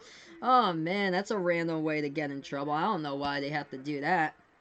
You didn't do anything wrong, that's for sure. 2nd down and 6 here. 3 minutes even left to go in the ball game before halftime. Watson, pass across the middle. That one, he was hit as he threw, and it's incomplete. Fell way short of Will Fuller. Incomplete.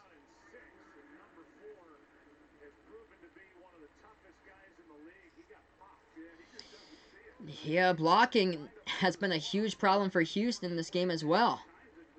Nobody blocking from the 2 edges for the Texans as they rush from both of the edges on the play. And Deshaun Watson, as he got the snap, he was hit immediately on the throw. Nobody had enough time to run upfield for like 10 yards or more. 3rd and 6 now, Texans. Going 5 wide from the gun. 2 to the left, 3 to the right. They take the snap. Back to pass. This one across the middle. They get on a slant to Will Fuller in the 1st down. They move the chains. 2:50 left to go before halftime. Will Fuller, nice job right there in the slot, moving on the slant route towards his left, picks up the 1st down. Texans with the football on the 1st and 10. Will Fuller, 3 catches. He has been a huge part of his offense tonight. 3 catches, 27 yards, really stepping up here at this game. Fuller lined up to the left side. 2 wide to the left. Fuller and Hopkins are the receivers. They go in the ace formation. They take the snap. They're going to hand it off to Johnson. Johnson saw nothing there towards the right side. Now he goes to the middle, loses yards.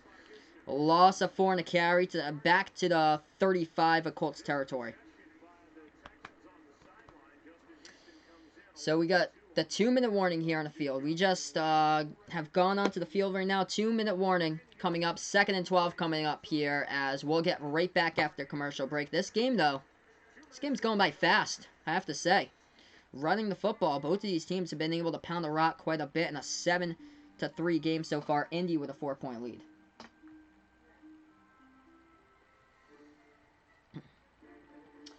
So, yeah, as far as games that's boring in the NFL, this game has been kind of like a snooze fest here in the 1st half to watch. But compared to last night's game, like the game that I covered for the basketball stream, this one is not even Snorefest, like, even remotely close to what that was. That was just, from the very start, Golden State lost by 48 in last night's game. That was just, that was rough to call. Golden State was down 40, I think 44 to, yeah, 44 to 18 or something like that at halftime. That was just, oh man, what a blowout from the very start. Currently just on this commercial break here. One game in the NBA tonight. Milwaukee Bucks leading 76-64 against the Portland Trail Blazers. Portland with just a bad season right now. I wasn't expecting this at all. Looks like they're going to go 5-11 this season for the Trail Blazers as they are losing by 12. As far as college basketball tonight, we had an upset today in the NCAA. Number 22 Texas lost to Georgetown 82-66. So Georgetown with a big W tonight in basketball action. We had a couple upsets earlier this week in basketball. By the way, there was one a couple of days ago for a team from the SEC who got a terrible upset that should have won that game. South Carolina lost to Boston University back on Monday. I think that was either Monday or Tuesday night. Earlier this week, Boston University beat South Carolina in college basketball. A couple of years ago, South Carolina made it all the way to the Final Four. That's just a terrible loss, losing to a non-basketball school, a hockey school from the Patriot League and BU. So right now, we're just on this commercial break, everybody. Gonna head right back over here on the channel in just a matter of moments. Thank you guys so much for being a part. YouTube Sportscaster tonight for the play-by-play. Hopefully everybody's going well here on the channel. Thank you guys so much for being a part. Next football game I'll be doing Patriots versus Cowboys, 4:25 on Sunday. I'll be doing that game for you guys. I hope. If all goes well here.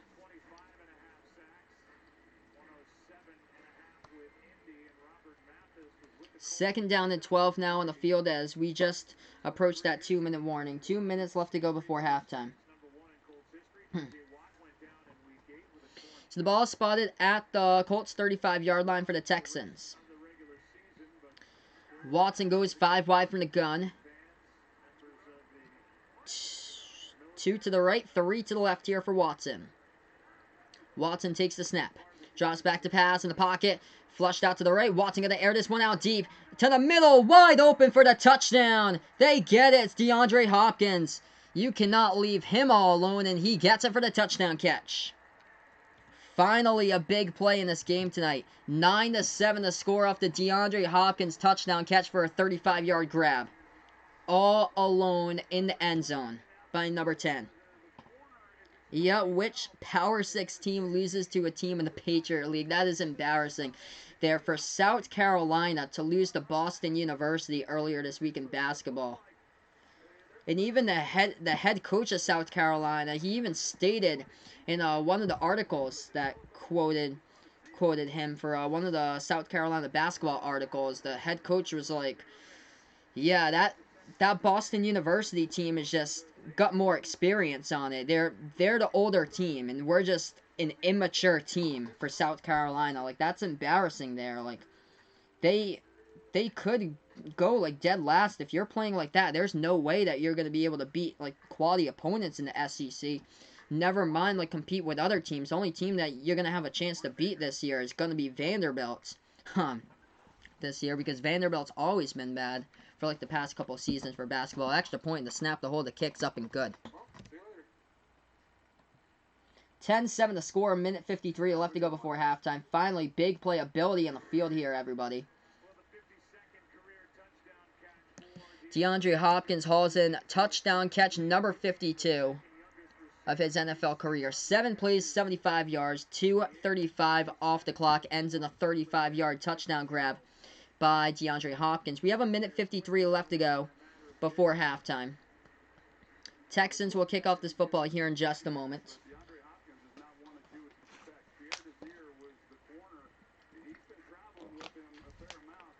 Texans will boot this one away to the Colts. And this is a short kick to the 5-yard line is fielded. Down the left side of the numbers. Past the 15, 20, and chopped up around the 24. Nyheim Hines in the return, gain of 19. Brings up 1:49 on the clock. So we welcome you guys over to Sportscaster tonight. Thank you guys so much for being a part of the stream here as I call play-by-play. There is an injured Texan. Is an injured Texan down in the field right now. So injured Texan player. Wasn't sure what the number was because they just cut to this little reel slide by Fox showing it. Vaughn in the chat saying Vanderbilt should go to what conference? I'll say the Sun Belt there. So I'll put the Sun Belt. Vanderbilt should play with those type of teams for sports, especially football. They need to move down in football. They cannot compete at the SEC level. That's for sure.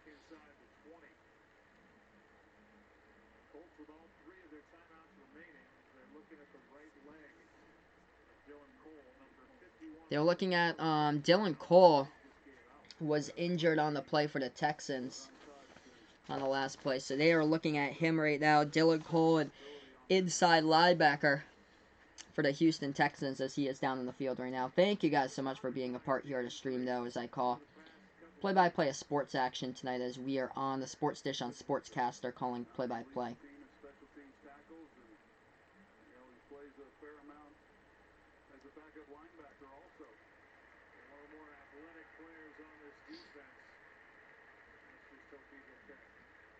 So Cole is down in the field.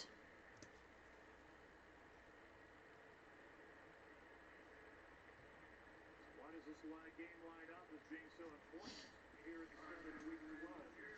Look at the AFC South.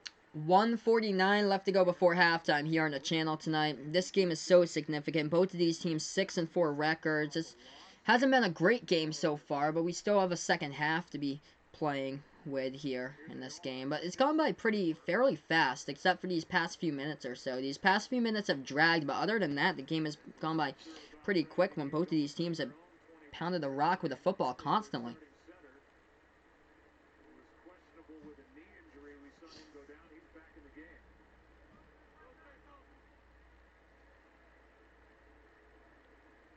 Good sign for the Indianapolis Colts. We'll see what they're able to do here with this drive. They've got all three of their timeouts. All right, 1st and 10. All three timeouts left for the Colts now with 1:49 is back. Off of that interception of being able to put together a drive finally tonight. All right, Colts with the football. They take it from the gun. Swings it over to the right side of the screen. This one to Hilton. Pass the 25 to the 30. Tackle from behind around the 32. It's going to be a gain of 8. Brings up a 2nd and 2 now on the field for the Indianapolis Colts.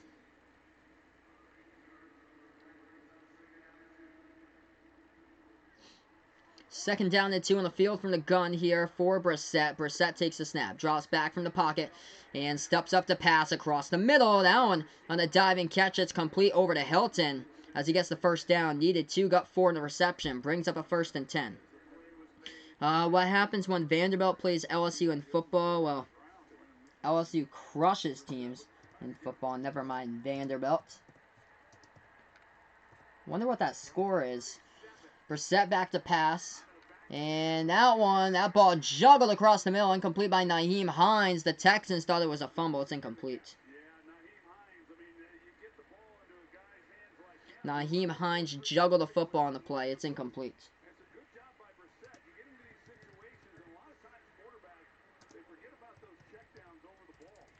Let's see here. Vanderbilt versus LSU score history. I'm curious to know when was the last time that Vanderbilt beat LSU. So LSU is 23-7 versus Vanderbilt. Wow. 2nd and 10 now on the field. They take the snap. Drops back to pass. Right side. That one complete to Ebron. Moves upfield and diving past the first down marker to midfield. Gets it for the first down.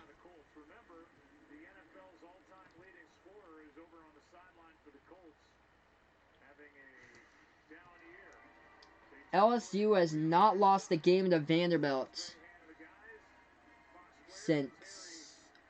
Oh, wow. LSU has not lost a game to Vanderbilt since 1990, Vaughn. That is crazy. 1990 was the last loss by LSU to Vanderbilt. 24-21.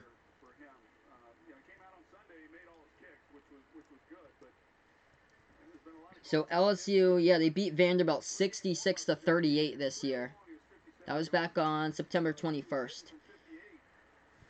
1st and 10 now on the field. 10-7 the score.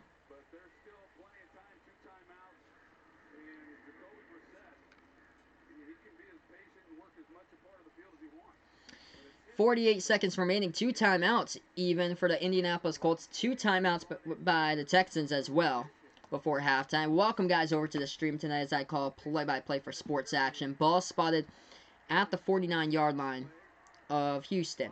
Colts with the football. Hey, welcome in, Zachariah, man. Thanks so much for joining me tonight. Shotgun formation now for Brissett. Brissett takes the snap. Drops back to pass. Steps up in the pocket. Releases. Down the right sideline. Incomplete. Stops the clock with 44 seconds remaining.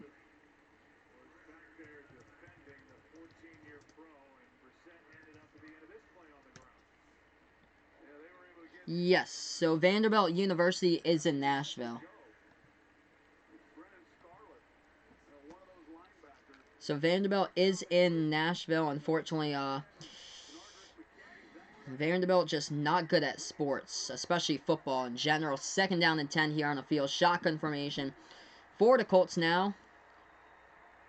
Brissett takes the snap, drops back to pass here. Brissett stepping up in the pocket, releasing underneath. That one is a catch by Hines, diving forward past the 45 to the 43.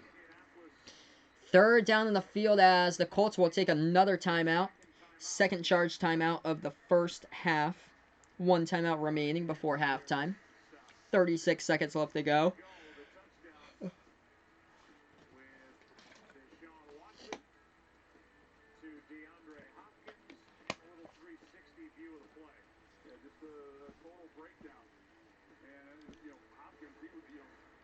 DeAndre Hopkins left wide open. That's why the Texans lead the game. Their total gap in the secondary by the Indianapolis Colts.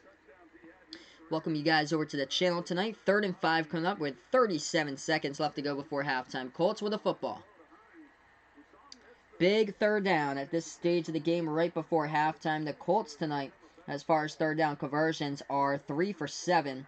The Texans are 4 for 6. Colts going in the shotgun formation.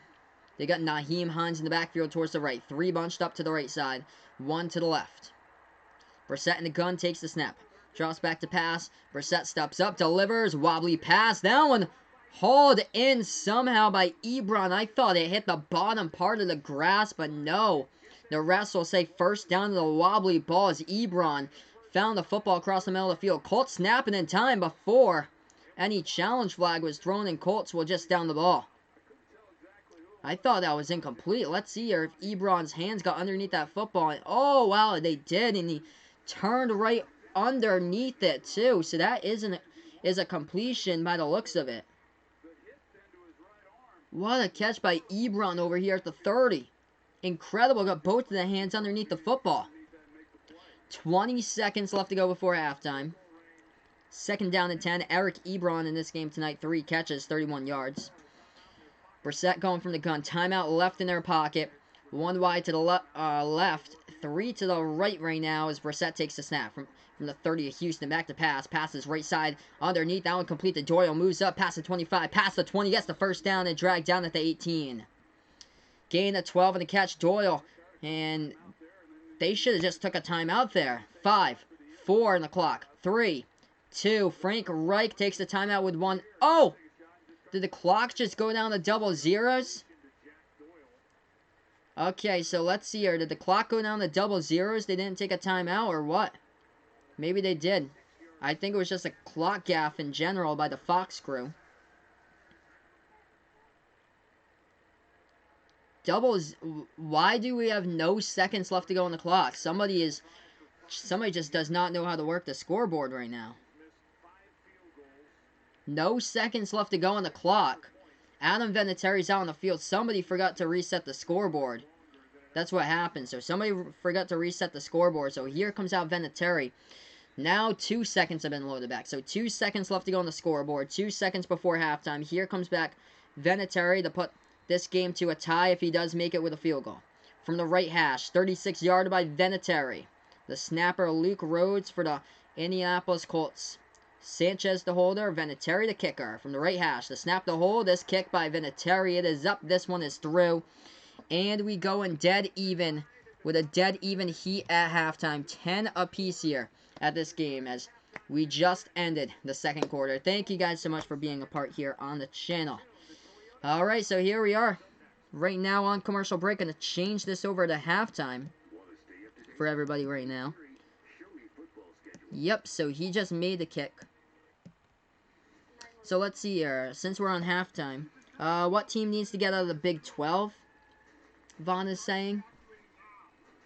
If you had asked me that like 10 years ago, I would have told you Baylor. But what a turnaround Baylor has made winning this decade for college sports. Oklahoma State hasn't been that great lately.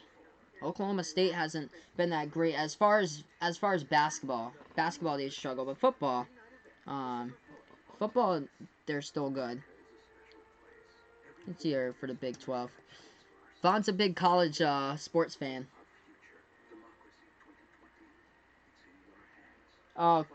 Kansas for football. Kansas not for basketball, but Kansas for football is terrible. I would say the one in general that would really need to leave based on location though would have to be West Virginia. West Virginia would have to leave because that is just way too far there. They play against all these teams out in like out towards like the southwest, and West Virginia is kind of like towards the northeast, like mid-Atlantic portion of the U.S. there for West Virginia. It's just a bad location. So much travel time when you're traveling to Oklahoma, Kansas, Texas, Iowa State, teams like that, TCU to take on. What division is the University of Houston in? That is in the American Athletic. Vaughn saying here Pac-12, Oregon State, so that team would move. You know, Oregon State just hasn't been good at football for about a decade now. Welcome, guys, over to here on the Sportscaster stream. We're at halftime here on the channel. Thank you guys so much for being a part.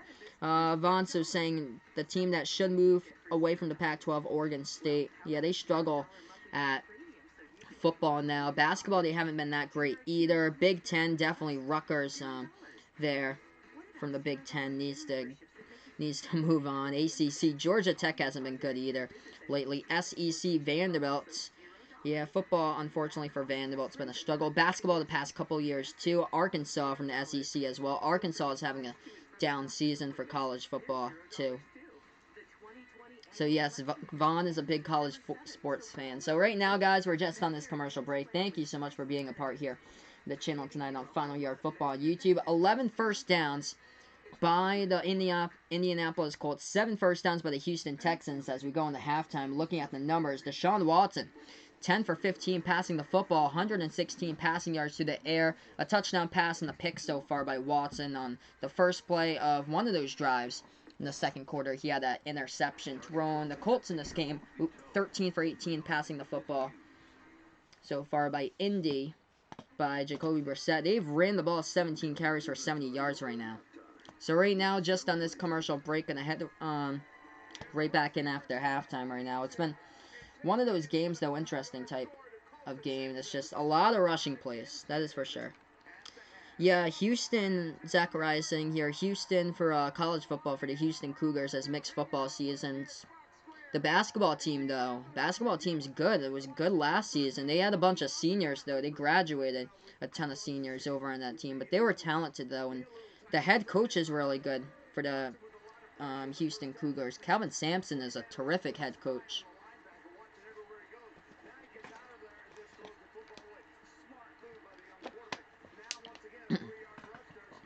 So, yeah, right now, just on commercial break, let's see. We're going to take a look at some of the scores going on throughout sports tonight. We'll take a look at the NBA first. Milwaukee Bucks leading with 3:20 left to go in the third quarter over the Portland Trail Blazers. 100-88 to score there. Giannis with a triple-double. 16 points, 10 rebounds, 10 assists tonight for the Milwaukee Bucks. As far as the other games going on tonight, we're going to take a look at college basketball. Upset tonight. Number 22, Texas, lost to Georgetown 82-66 in tonight's college basketball game. Just going to check to see if there were any upsets or anything tonight. I'll update you guys if there were any upsets tonight in college basketball, by the way. Let's see here. Number 1, Duke is leading California right now, 13-8 the scores. So I know Vaughn is a big University of California Berkeley fan. Duke is playing Cal now. Actually, Cal just hit a 3-point shot, so the game is 13-11 here. Cal's only losing by 2 to Duke so far in the first quarter of that game. Just taking a look to see what other games are going on for college basketball. Close one between Buffalo and UConn. 25-21 Buffalo leading that one. Number 18 Xavier beat Towson today 73-51. Let's see here. Any upsets that I'm looking at right now for college basketball? That's what I'm looking at the moment here. Oh, we do have an upset. Coastal Carolina beating Utah 79-57 in college basketball. That is crazy. Utah from the Pac-12 losing to Coastal Carolina. Yeah, California 4-0 in basketball, so they're undefeated in basketball, but they haven't played like anybody like really good. Yeah, all of Texas has good teams. Zachariah is putting, yeah, a lot of the Texas teams for college sports have good teams. Texas Tech, Texas A&M is okay. Texas A&M isn't like the greatest team lately. Houston was really good last year for basketball. Texas Longhorns they're still good for football. I consider them to be good. As far as basketball, they were so-so last year. They won the NIT though, but didn't make it into the tournament.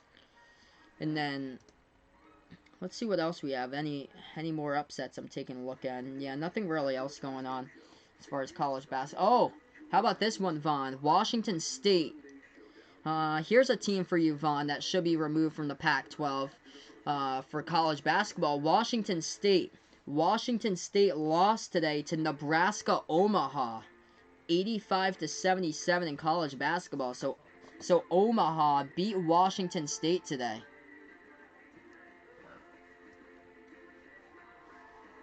And we have another upset in college basketball. Toledo leading against Notre Dame 39-34 to score in that game. That is, wow, Toledo from the MAC leading Notre Dame. So right now, just on commercial break of this game, we were getting through some of the scores, some of the highlights of what's going on throughout sports tonight. This game, by the way, is huge. As far as the stakes and what is up for grabs tonight, as far as the AFC South, it is on the line between both of these teams. And a wild card spot, too. Both of these teams heading into this matchup with a 6-4 record. Let's see here. Just taking a look at both of these teams' schedules. I'm just going to see who has the most favorable schedule of the road ahead. Oh, this one looks pretty good for the Colts. Let's see here. Tennessee, Tampa Bay. So the next two games for Indy, Tennessee, Tampa Bay. They do have a tough one on Monday Night Football on December 16th, Week 15 against the Saints. That's the tough one. Then they take on the Panthers on December 22nd, and then the Jaguars to close out the season on the 29th of December. That's a pretty easy schedule. The only one that's a really tough matchup is New Orleans. As far as the Texans, they have a tough game against the Patriots next week. That's going to be a tough one. So here's the upcoming schedule. They got one tough game. 4 games that could be easy, though, to get wins, though. So for Houston, the schedule looks like this. Next week against the Patriots. After that, they got easy games. Denver on the 8th of December. Tennessee 2 times in the 15th and the 29th of December. So they still have to play Tennessee twice. And the Tampa Bay Buccaneers. That should be a team to beat on the road at Tampa Bay on December 21st. That should be a team that they should be able to have no problem with Houston's offense against a pretty bad defense in Tampa Bay. So right now, just on this commercial break, we're going to head right back over to action in a couple moments. Everybody over to the stream once again. Thank you guys so much for joining me on YouTube and Sportscaster tonight. Which state is better? Zachariah is pointing out on YouTube. California or Florida? I've never been to California, so I wouldn't be able to tell you. I know California, what we were talking about earlier, the prices are so expensive up in California from what I've heard about. If that's true there, Vaughn, from where he is out in California. Like, I've heard that gas prices are like $3.90, $4 up in California. Prices for homes are like so expensive too up in California. As far as Florida, crime is pretty high in Florida. Florida is pretty bad. There's like a lot of trailer parks out there and stuff like that. Hurricane prone too. Like it's prone to get hit by hurricanes quite a bit in Florida. It's so hot out there in the summer. So humid out there.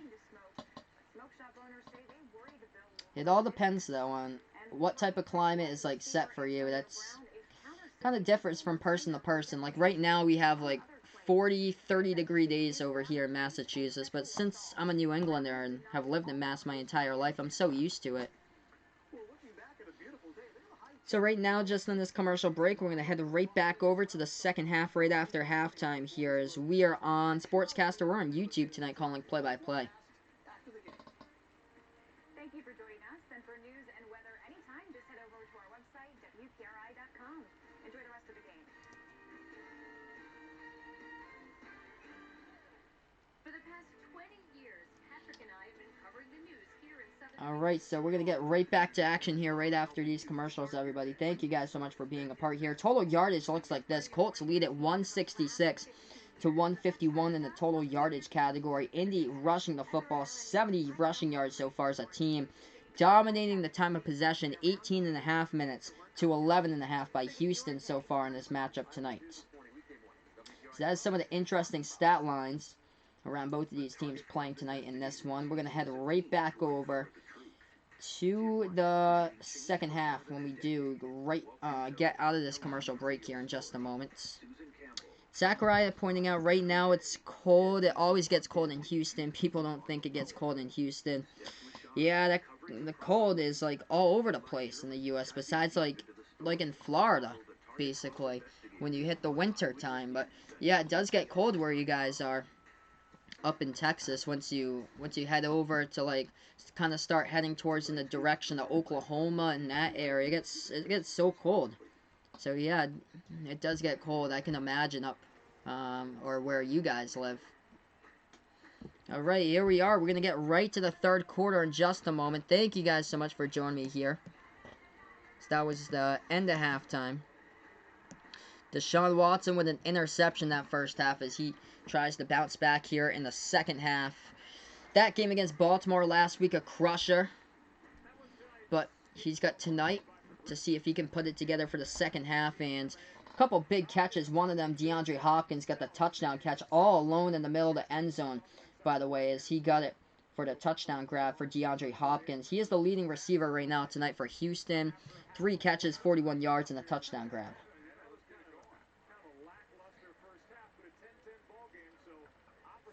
Yeah, Arizona doesn't get cold, Zachariah is pointing out. Besides, some parts of Arizona it does, but not the Phoenix area, I don't think. If you live up in, like, Flagstaff, Arizona, I think towards the desert, like, some of the days could be, like, 70 degrees in the winter in, like, Flagstaff. And then it gets to be, like, 15 degrees at night, like, 10, 15 degrees at night. Like, it's a huge change there between, like having like a nice summer day, and then when the sun sets, it gets so cold. Okay, so yeah, I'm gonna pull up a map. Let's see here. I'm just gonna pull up Google Maps. I'll type in Houston. Let's see where it is compared to the rest of Texas here on the map. Oh yeah, that's close to Galveston. So yeah, that is south. Dallas is the one that's way north. Okay. Yep, so Dallas, so, wow, so you guys are down towards Louisiana, that is right. So, yeah, that is way down there compared to when you head up towards Dallas, it gets even colder, never mind when you get into Oklahoma after Dallas. That ball gets kicked off to the back of the end zone here as we will start out play with the second half on the stream right now, guys.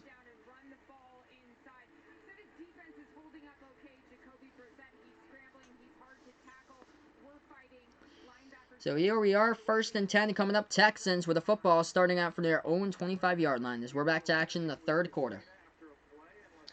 Watson under center here in the ace formation. He's got Carlos Hyde in the backfield.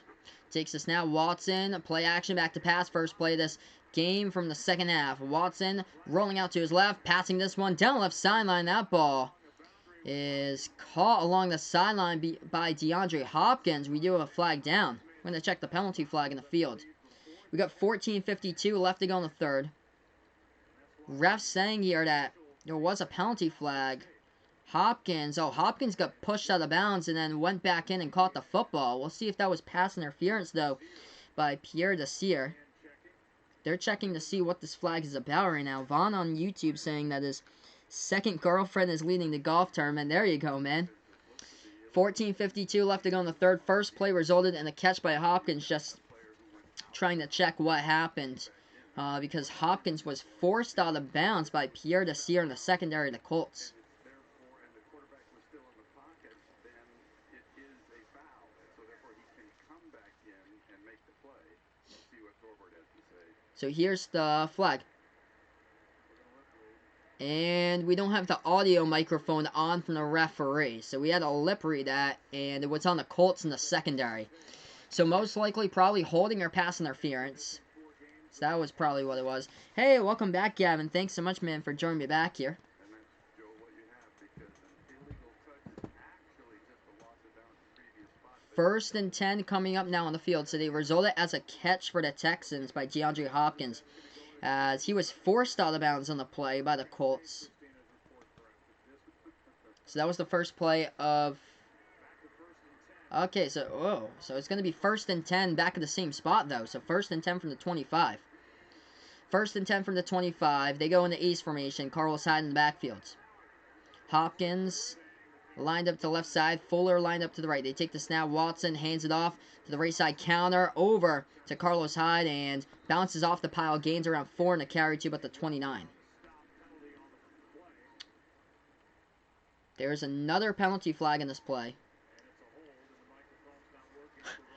Yeah, the referee's microphone not working right now. We're not sure what these penalty calls are from, but we were just signaled that it was a holding penalty on the field. So that is embarrassing. Microphone not working for the refs right now.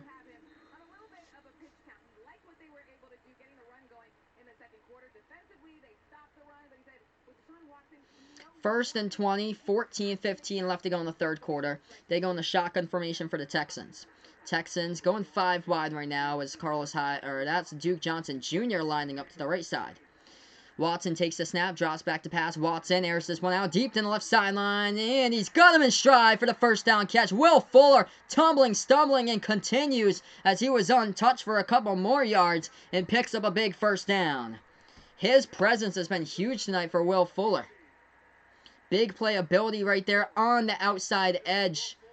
Working on one-on-one coverage, and Will Fuller gets it for the first down, working on Marvell Tell, the corner for the Colts in the play. Big plays like that, and that was one that the Houston Texans definitely needed.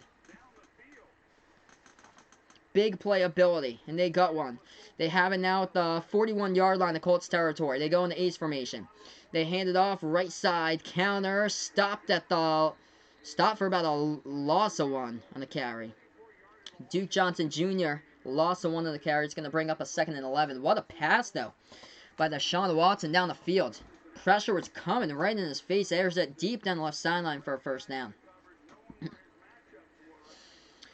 We're under 13 minutes now left to go in the third quarter. 2nd and 11. Will Fuller with 8 catches of 24 yards or more this season. Talk about big playability. He's got it this year for the Texans. Shotgun formation for Watson going 5 wide. Hyde lining up as a receiver towards the right side.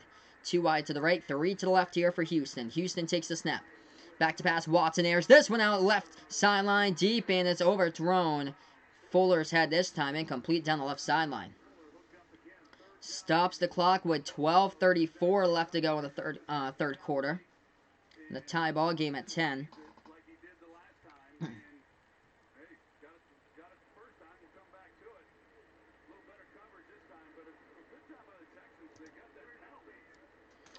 Third and 11 now, 12:34 left to go in the third.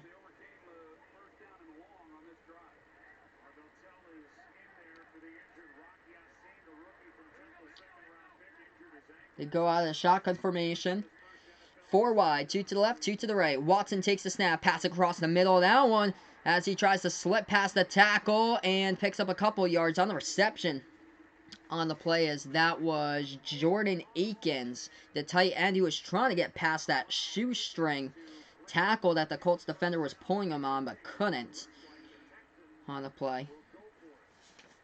Houston, though, in kind of that territory, it's like kick the field goal or not kick the field goal. It's right on the edge of field goal range, so they will go for it. Bill O'Brien elects to go for it here with 12 minutes left to go, ticking down in the third and the 4th and 3. Ball spotted at the 34-yard line. of Colts territory. From the gun now, Watson. They're going for it on the 4th and 3. Texans with the football. Takes the snap. Back to pass. Houston. This pass across the middle. Almost intercepted. That is incomplete. And a turnover on downs by the Texans. Oh, man. All that momentum on that drive with a Will Fuller catch, and Watson just a bad throw on the crosser. Tried to hit Hopkins. One of his other targets, Kenny Stills, fell down, and that ball off the hands right there of George Odom. It fell incomplete. So right now we're just on this commercial break. Colts will get back the football from their own 34 when we get back to action after this commercial break. Tied up at 10. Let's see here. Vaughn on the chat on YouTube saying, hopefully in his new school, he wants to get a nice young woman teacher of Korean heritage there. There you go, man. Yeah, at least it is a tie game. At least it's not like Baltimore last week from the very start.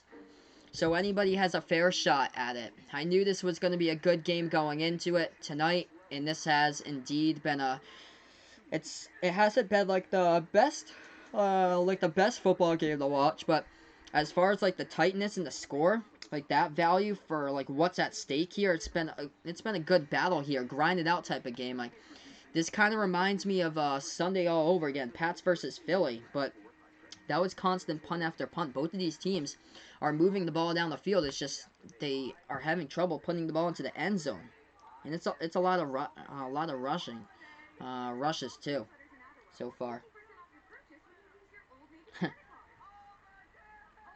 So right now, just on this commercial break, we're gonna get right back here after this break finishes right now.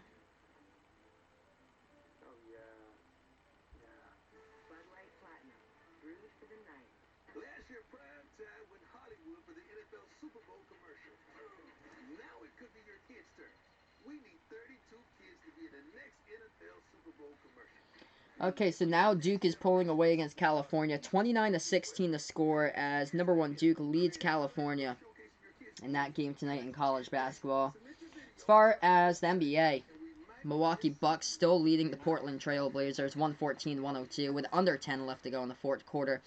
In that game, we're going to go back to action here in just a moment. Deshaun Watson, though, 12 for 19 passing. He's missed his mark at a couple of those passes. A big pass downfield, though, on the reception by Will Fuller, longest of the game with a 44-yarder. He leads the team in catches, 4 catches, 71 yards tonight by Will Fuller of the Houston Texans.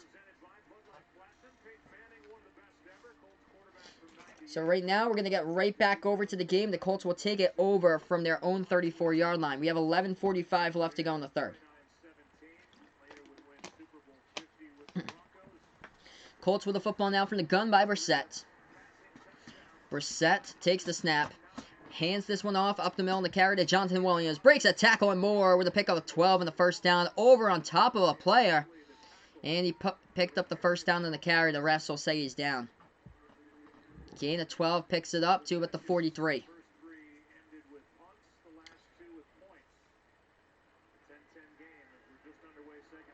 We're under 11.5 left to go in the third quarter now. Welcome all to the stream tonight. YouTube and Sportscaster calling play-by-play. First and 10 for Indy. They go into ace formation. In the backfield, Jonathan Williams. Hey, there's my man. Welcome in, Ryan. Thanks so much for joining me tonight. Brissett hands it off, carry up the middle, pass midfield to the 49 at Texan territory.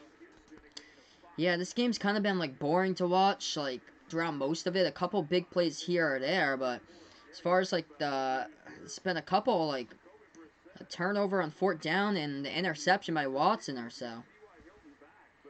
2nd and 5, T.Y. Hilton along the sideline, too, for the Colts in the moment, trying to stretch out that lower body of his that he was dealing with that calf injury. Sat him out 3 games. In the gun now, Jacoby Brissett, the quarterback. 2 wide to the right, 2 to the left. He takes the snap. Hands it off once again over to Williams. Williams in the carry. Gain of 3 on the rush. I'll bring up a 3rd and 2 now as they're at the 47. 47 at Texans territory in the 3rd and 2.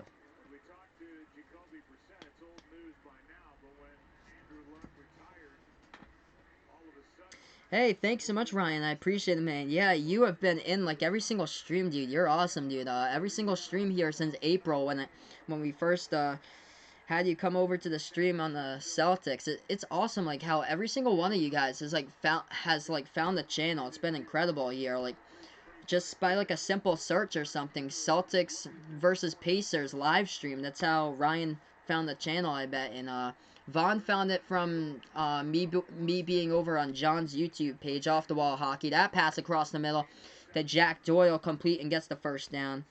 Zachariah found it out because I'm on Sportscaster too, and he found me on Sportscaster. Also, Sportscaster's been a great way to grow the channel. I've had a couple people over here from Sportscaster. Gavin was over here earlier today. He's part of the Sportscaster community. So it's good to see that I can pull people from that site as well over onto my YouTube page. Brissett hands it off up the middle to Hines. Hines changes a pace back, picks up around a gain of 5 in the carry. He's going to bring up a 2nd and 5. He gets taken down at the 34 Texans territory for the Colts. 9 minutes left to go in the third. I have no clue why Korean people look different there, Vaughn, but probably just because of how they were born on that side of the country. Pretty sure. Hey, welcome in, Big Daddy Dak. Thanks so much here for joining the channel. Started at the Tower of Babel. Someone had to look like it. Welcome in, man, to the channel. I appreciate it tonight. 2nd and 5 here. 8.5 left to go in the third quarter. They go into ace formation. Brissett hands it off. Another handoff up the middle to get the first down. Past the 30. Moving the chains and getting to at the 27 on the carry. And Patrick's still here. There's my man. Patrick's still here on the channel. Part of my football and basketball channel. And it was the Kentucky stream from March Madness that brought Patrick in here. So, like, everybody's been brought in here from, like, basically, like, something different and unique, which has been awesome. A simple search just to search up for, like, a live stream and just search for the content and see if they enjoyed it. And it's awesome, guys. Just bringing everybody along here just by a simple YouTube search in the search bar. So that is a run up the middle, about a gain of 2 by the Colts.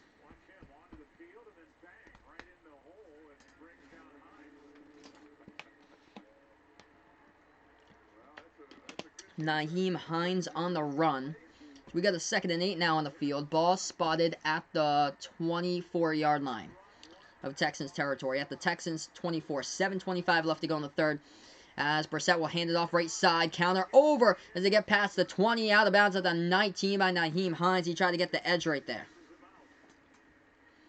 They are rush heavy, and the clock keeps on going off now as we're going to be approaching that 7-minute mark just in a few moments here. Thoughts on Mac McClung of Georgetown? I haven't really seen Mac McClung a lot, but he's had some pretty good games for Georgetown last season. Let's see, they played Texas today. They got the victory against Texas. I haven't checked like his totals from tonight's game against Texas here, but we'll see what happens with like the draft and stuff like that. Like, he's one of the best players in that Georgetown team. I feel like Georgetown as a team will probably be like borderline to get into the tournament this season too. But that was a good win against Texas tonight. So that was good for Georgetown. They do play in a tough Big East conference though. Yeah, I'm in the same boat as you, Big Daddy Dak. I actually don't have the NFL Network. That's like a pay-per-view channel, so I actually don't get that. Right side counter, 2-yard carry on the gain to the about the 13-yard line of the carry.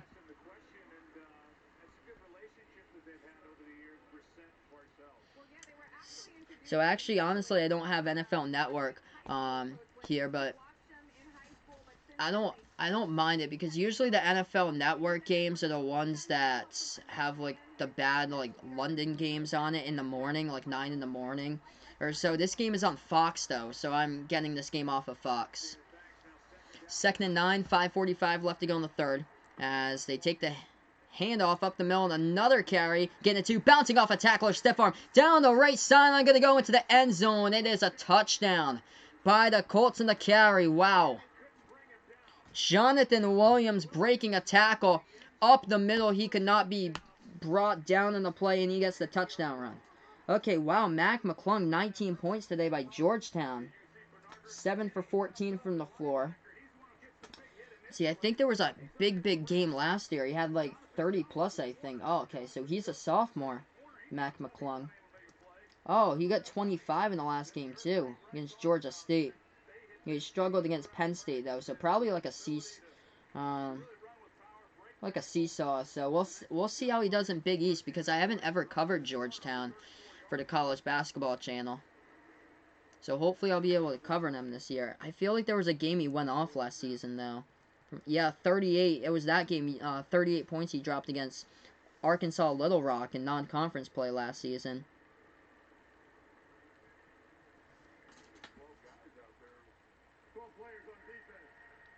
And we have a penalty flag of the play. This one by Houston. 12 players on defense by Houston. So 12 players on Houston right now. Big Daddy Dak saying he uses Sling TV, but it gets blocked in their NFL program they provide. That's weird, dude. That gets blocked. 5:36 left to go in the third. As here comes on the extra point by Vinatieri to snap the hole. This kick is up and through. It's good. So Indy gets the touchdown. Jonathan Williams in the middle of the pile.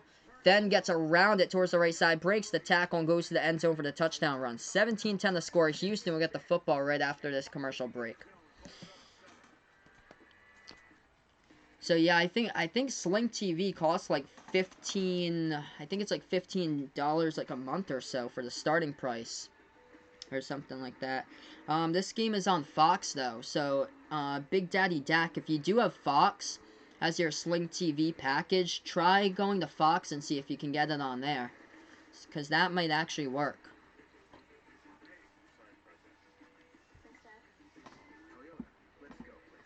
So right now we're just on this commercial break, everyone. We're gonna head right back over. Tons and tons of rush distribution tonight for the Colts, though. They have ran the football 27 times tonight in this game for 129 rushing yards. The Texans were just gashed. The other game against Baltimore for like over 230 plus in the last game against the Ravens. Oh, wow. So Mac McClung broke, Allen Iverson's record for points he scored in the state of Virginia. Wow, that's awesome. So that's good there. Mac McClung now, sophomore for Georgetown. That's fantastic. Yeah, I've actually never seen Mac McClung play, but that's cool. I hope to cover Georgetown this season for basketball. By the way, my favorite college basketball team is, one of my favorites is the Providence Friars. I'm not too far away from Providence. Live like only 20 minutes away from Providence. It's one of the closest college basketball programs to my house. So I do watch like a lot of like Big East hoops and stuff like that. I hope that one of those games is on Fox that I'm able to call this season with Georgetown versus Providence. That would be pretty cool.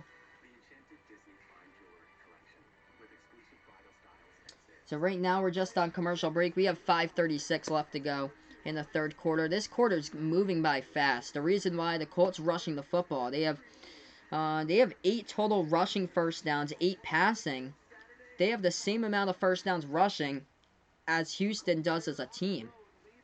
16 first downs by the Colts, 8 by the Texans right now. The total yardage looks like this: 232 by Houston, 202 by the Texans.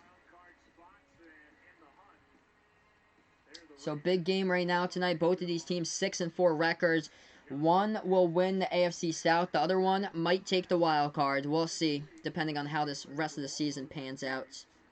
Patrick saying he currently lives about an hour and a half away from Rupp Arena, so Kentucky will always be his thing for college basketball. That's awesome, brother.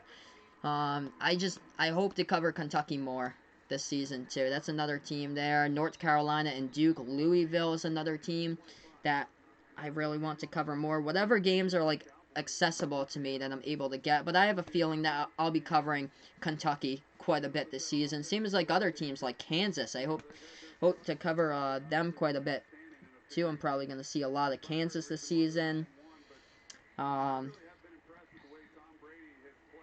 Other teams there, Virginia might be another one, but yeah, hopefully I'll be able to cover some really good quality college games for you guys as well. 1st and 10 on the field. Watson takes the snap, play action, drops back to pass across the middle. Gonna air this one out deep down the left sideline. Got him, and what a catch down the left sideline to the 23-yard line. Will Fuller with a huge catch right there on the play. A 77-yard bomb from Watson to Fuller for the first down grab. That was incredible. Just one-on-one coverage. Will Fuller has his man beaten by a step, going up to Kenny Moore in coverage and gets the first down. What a pass by Deshaun Watson. Covering Rutgers basketball. Unfortunately, I will not be covering Rutgers basketball unless they do play like one of the top teams in the nation, and Rutgers plays that game on home on upset alert. That's a run up the middle, back to the line of scrimmage, no gain on a run by Carlos Hyde. Unless Rutgers plays against like a Michigan State or a Maryland or an Ohio State, and it's on the road at Rutgers, where Rutgers actually stands a chance, but I don't think this year that Rutgers is looking anything better than the past few years. They almost lost to Bryant's. They almost lost to the Bryant Bulldogs from Rhode Island, a team that's been D1 now for like a decade. 2nd down and 11. We have 4:15 left to go in the third quarter. Texans going 5 wide, 2 to the left, 3 to the right. They take the snap. Watson steps up in the pocket. Watson gets sacked. Drop back 2 yards to the 27. As the Colts get the sack on the play. As that was Ben Bongno who gets the sack on the play for the Indianapolis Colts from behind. Just beats his blocker. Watson just holding on to that football way too long as well, right up into the pocket. 3rd and 12 coming up on the field. If you guys enjoy what I do here, if you're new over to my YouTube video for the first night, hit those thumbs up, guys, down below. Hit that subscribe button as well. 3rd and 12 here, 3.5 left to go in the third. Watson, 4 wide, 3 to the right, 1 to the left. The running back to his left side. Takes the snap, passes underneath. That one complete to the left side as his running back gets up past the 20 to the 18-yard line. Still short of the first down marker by 4 yards. As they'll bring up a 4th and 4 on the catch by Duke Johnson. Here comes Cammy Fairbairn to attempt a field goal coming up with about 3 minutes and ticking down left to go in the third quarter. Favorite Boston College player? I don't know like too many Boston College players, or so I don't really track Boston College that much. For football, I'd have to say Matt Ryan. For football. For basketball, though, I don't even know where to start for basketball, because I don't really keep track of basketball. This is a kick. It is, oh, dinged off the right upright, and it goes in. How did that go in? I thought that that was a clear miss, and then, wow. It went off the side of the right upright, and it goes through. He is so lucky. I thought looking at that kick that was going to be wide right, and it curved back in the dome. You kidding me? As far as basketball, I don't really have like a favorite basketball player for Boston College. I do have to say though, Chris Herron Jr. So Chris Herron used to play in the NBA a long time ago, back in like the 90s for the Boston Celtics, and then unfortunately he started taking like a bunch of like oxycodone pills and stuff like that, and then taking all those pills just resulted in like him ending his NBA career with the Celtics, and then he overdosed, and according to his Wikipedia page for Chris Herron, it says on his Wikipedia page that he was approximately dead for 38 seconds inside a Dunkin' Donuts parking lot in Portsmouth, Rhode Island. And then he came back to life, I guess, according to that Wikipedia post right there. But yeah, he came to my high school when I was a kid. He's a motivational speaker now to tell everybody not to, like, do drugs and stay off, like, the pills and stuff like that. He was telling us all about the man with the yellow pill. He used to meet outside the TD Garden during pregame warm-ups. He used to sneak out of the TD Garden and see the man with the yellow pill there, give him his pill, and then he went back to playing basketball. But unfortunately, drugs wrecked his career. Just taking too many drugs there kicked him out of basketball. But his son, Chris Herron Jr., right now plays basketball for Boston College. So yeah, right now, just on the commercial break, everybody, we're going to head right back over here in a couple moments to the stream. That kick just barely good off the upright, and it went right up off the side of the upright. Doinked right in, though, by Cammy Fairbairn, the kicker, in the field goal attempt. 17-13 is the score. And the Colts will get the football right after this kickoff coming up. Kickoff coming up.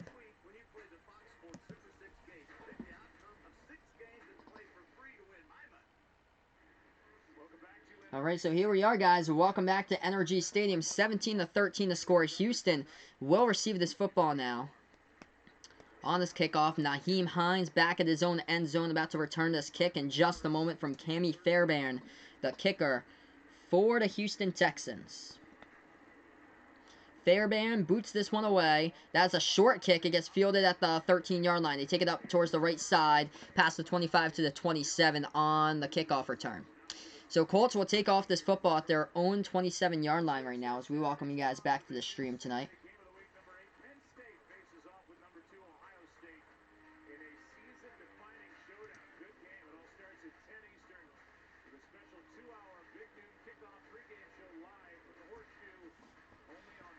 .237 left to go in the third quarter here. Welcome back to the stream. 1st and 10 coming up on the field now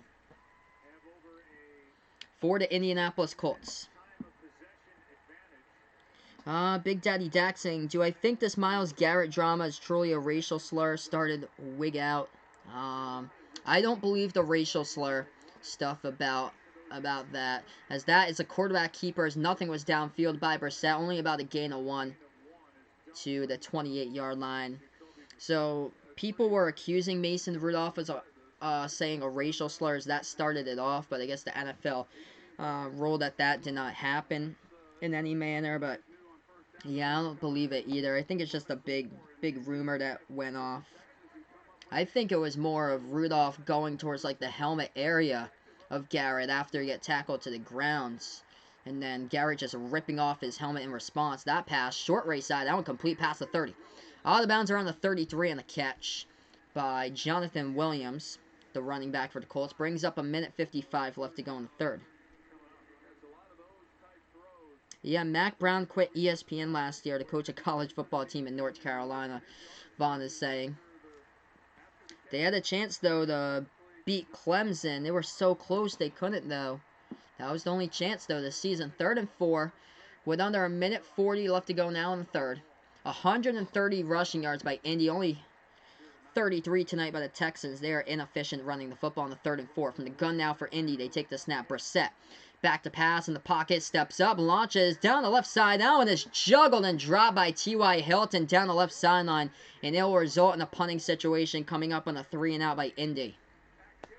Stops the clock with 1:19 left remaining in the third quarter as T.Y. Hilton dropped the pass. He had it around the midfield marker and just bobbled and dropped it. Could have kept the chains going, too.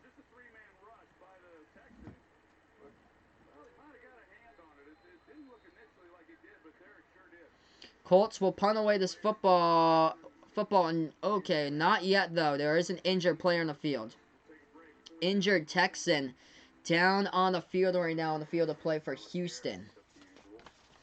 So we're going to go right back over to this commercial break once again, as there was an injured Houston Texan down in the field of play. Yeah, Colts been efficient running the ball tonight, averaging 4.6 yards per carry. Houston on the other side, only 2.8 yards per carry tonight. Nothing really going on throughout the rushing game of Carlos Hyde and Duke Johnson Jr. tonight. Carlos Hyde especially averaging 2 yards per carry. He's got 7 carries for only 14 yards tonight. On the other side, though, Jonathan Williams, 18 rushes for 68 yards in this game. And that rushing touchdown, bouncing off the pile towards the middle, taking it down the left sideline with a stiff arm and got into the end zone. As a result of that, that was the go-ahead touchdown as they lead 17-13 by the Colts right now.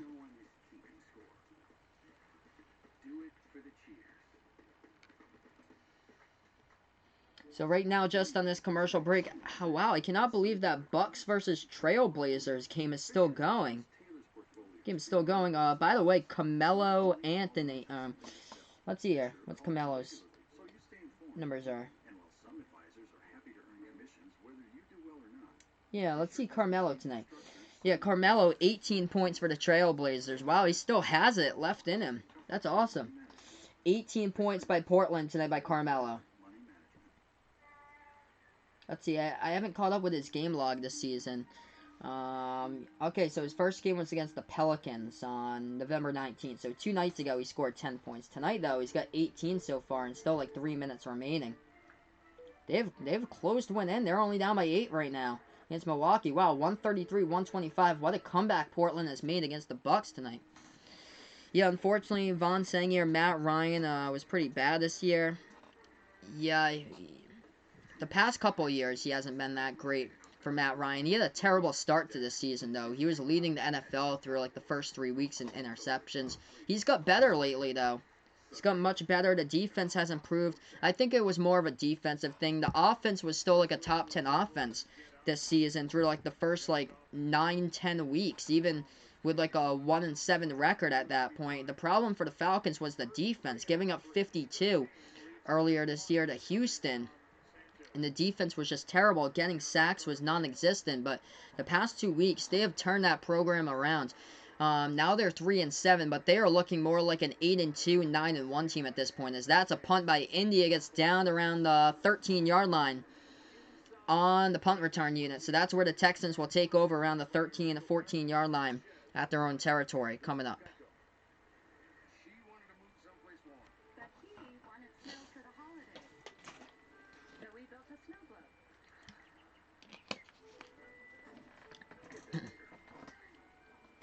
So we'll see if Houston can get anything going on right now in the field.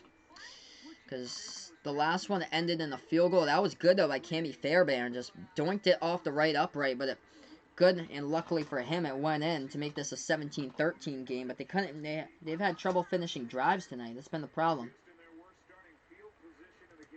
Worst starting field position of the game right now for the Texans. Get the 1st and 10, minute and 11 left to go in the third. Watson under center, ace formation, got Hopkins over to the left side, takes a snap. Watson hands this one off up the middle. That rush game going nowhere once again tonight. Back to the line of scrimmage, no gain on the play with a minute left to go in the third. Carlos Hyde struggling tonight. He's got 8 carries for 14 yards total in tonight's game. So we are under 1 minute remaining. Things getting chippy along there between Colts and Texans players. They had to separate that pile. Hey, come on, guys. We got 1 quarter left. What is this? This going to end in another helmet fight like last week? They had to break up a lot of chippiness in that pile. 2nd and 9 here for the Texans. From the gun by Watson. 3 wide to the right. Watson takes the snap. Passes across the middle. Got him. Close to the marker by Hopkins on the catch. Gain of 9. We'll see where they spot it with 20 seconds left to go in the third. This is going to be a good 4th quarter. Continue it like this. 1st down. So they wrote 1st down in the catch. They could have a chance to do one more play before the end of the 3rd quarter. 3 wide to the right here by the Texans. 2 to the left going empty. 3 seconds left to go before the end of the 3rd. Watson from the gun, and we end the 3rd. We end the 3rd quarter here. Thursday night football. 3 quarters through. 1 quarter remains here as I switch the graphic over to the 4th quarter. Right after these commercial messages in a 17-13 ball game. Let's see here. Back to the chat. Vaughn saying Rams needed to win against the Ravens on Monday because they need to win against good teams. Yeah, that is something that the Rams need to do to keep their wild card hopes alive. Their chances to get on a wild card. They really do need to beat the Ravens, even though I don't see it happening, though, on Monday Night Football. Yeah, why would the Rams lose to the Buccaneers and give up 55 points after all of that to Tampa Bay? Oh, man. By the way, guys, Chris Goodwin and Mike Evans rank number 2 and number 3 in the NFL for reception yards this season. Michael Thomas is number 1, but Mike Evans at number 2, and Chris Goodwin at number 3. 2 and 3, but you see their record, Tampa Bay at the very bottom of the NFL. Yeah, Bears not a good team this season. Unfortunately, they are just struggling this year. Quarterback problems. That has been the big problem of the Chicago Bears this year. Mitch Trubisky and the quarterbacking problems that they have had. It's unfortunate. They missed out on Watson. They missed out on Mahomes. And they took a quarterback from UNC. It's their own fault there. It's the scouting team of the Chicago Bears. Is the whole front office there for Chicago making that decision to go with a quarterback from North Carolina at the very front part of the draft to draft up Mitch Trubisky instead of picking Pat Mahomes or Deshaun Watson. Like, I cannot believe that you passed up on those two studs to get Mitch Trubisky. Yes, the Buccaneers need to cut Jameis Winston. He is a turnover machine. He is he right now has thrown the most passes in the NFL. They need to cut Winston. They need to move on and draft a quarterback in that first round of the draft. I'm going to say here, let's see. Bengals are going to pick a quarterback. They need to. They're going to get the number 1 pick most likely. So, Cincinnati will have to draft a quarterback. Depends on who will be at number 1. Now, it should be Joe Burrow.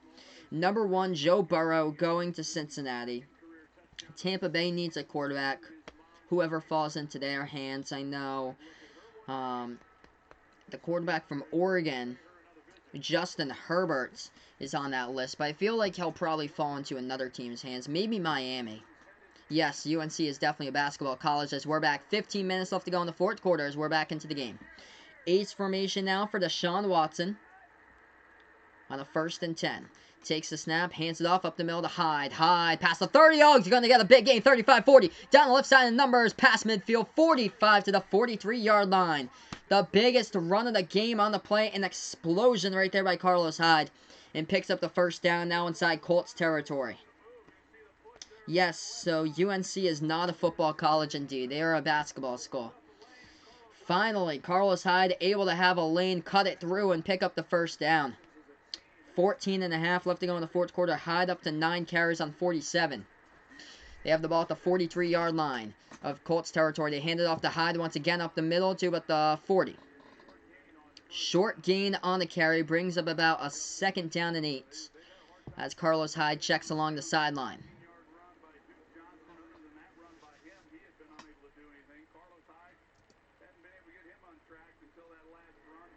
2nd and 7 now with 14 minutes left to go in the fourth quarter. Welcome all to the stream tonight. Calling play-by-play of sports action over here on the channel. 2nd and 7 now on the field. They go from the gun. Watson takes the snap. Drops back to pass. Passes left side. That one complete.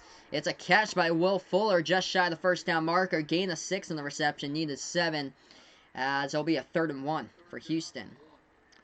Vaughn pointing out Tua probably going to be, he's going to be picked late in the first round now because he's done with a season, with his season-ending hip injury. So that's going to affect his draft stock and drop him down. But if you're the New England Patriots and need to draft the quarterback of the future, who's going to take over for Tom Brady, then that would be a smart pick right there to pick up Tua, because Tua could draft his draft stock could fall right into the hands of the Patriots at the very bottom of the first round. That's the run up the middle there by Williams and the carry. Gain of 2 on the carry. Picks up a first down with 13 minutes left to go in the fourth quarter.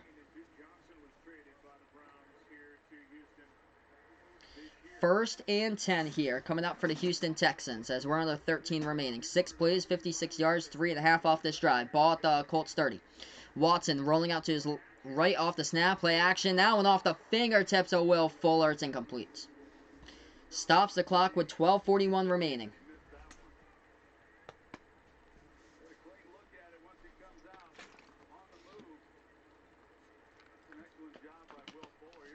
Will Fuller, great job getting separation down the right sideline. Watson wanted that pass to be back there. Yes, I do know, I have heard of Kyle Trask. So yes, the quarterback of Florida. Of course, I don't know him personally, but I've seen him play before with Kyle Trask. Going 5 wide right now from the gun. 3 to the right, 2 to the left. They take the snap. Watson drops back to pass, steps this one out. Gonna air this one out deep. Left rainbow to the end zone. Hold and grab. It is a touchdown by DeAndre Hopkins. The Texans have taken over the lead. What a catch at the left corner, back of the end zone by DeAndre Hopkins. Two touchdown grabs tonight by DeAndre. 30-yard grab by number 10. What a pass, a rainbow of a pass up in the air there by Watson over to Hawkins. Had Pierre Desser beat by a step on the play, got behind him and got the touchdown catch. Just beat him off the line of scrimmage, blew right by him, and got the touchdown catch by DeAndre Hopkins. 12:34 left to go in the fourth quarter. The Texans trying to go up by 3 points here with a Cammy Fairbairn extra point from the right hash. Here's the snap. Here's the hold. This kick is up. Dead center through the uprights. It is good. 20-17 the score. This is getting to be a better game now. What a catch by Hopkins. 2 touchdown grabs tonight by DeAndre. As they lead it now. Houston up 20-17. Vaughn putting here Joe Burrow the next Tom Brady. We'll see, man. We will see. It looks like the Cincinnati Bengals are the team that should be having their hands right over Joe Burrow as the next quarterback for the NFL. That is the Cincinnati Bengals' next job, to get Joe Burrow. If they don't, that is a big problem on their end, because he needs to be picked up at number 1. He will win the Heisman this year. Him and then Justin Fields.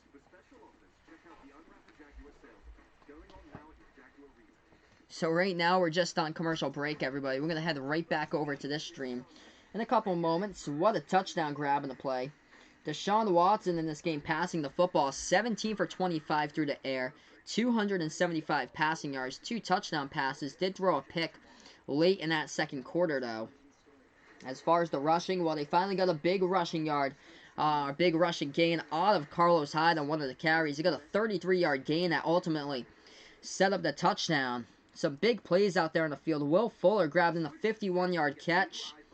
What a catch by Will Fuller. He has 6 receptions for 129 yards. Hopefully you guys play them in fantasy if you do fantasy football. Also, DeAndre Hopkins, 5 receptions. 82 yards, 2 touchdown grabs tonight by DeAndre Hopkins. So currently just on this commercial break, we're going to head right back over to this stream here right after these commercial messages. At Fidelity, you get personalized wealth planning and unmatched overall value. Together with a dedicated advisor, you'll make a plan that can adjust as your life changes, with access to tax-smart investing strategies that help you keep more of what you earn. And with a new brokerage account, your cash is automatically invested at a great So we got a final score update going on in the NBA right now. Milwaukee Bucks have beaten the Portland Trail Blazers tonight, 137-129. That game is gone final. As far as games going on in college basketball, just going to check the college basketball scoreboard. Number 1 Duke all over California right now, 50-31 is the score. And number 14 Arizona having trouble tonight against South Dakota State. 52-48 is the score over there.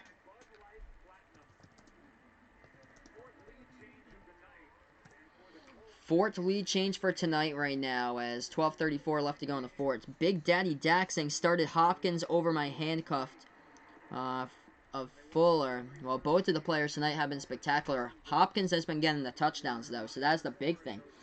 Fuller has been getting the catches and the yards, but Hopkins been able to get the touchdown catches, 2 of them tonight. Let's see here for the Buccaneers. I don't think they're going to get Justin Herbert. Tua probably won't fall into their hands either. I'm going to see probably like a scrambling quarterback for them that they will most likely get. Type of scrambling quarterback that Tampa Bay can get here.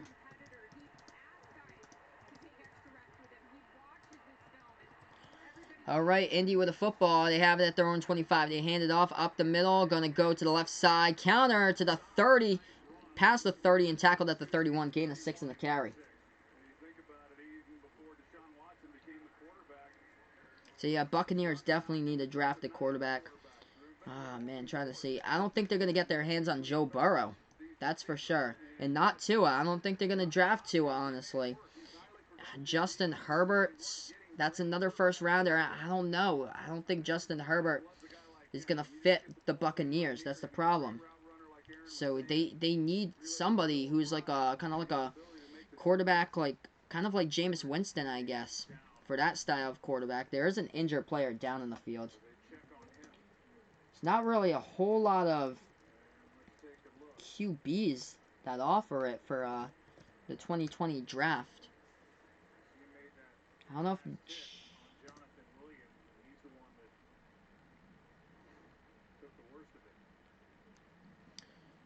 So we got a injured player here. That's McKinney for the Texans right now as he is down on the field. Jalen Hurts, actually.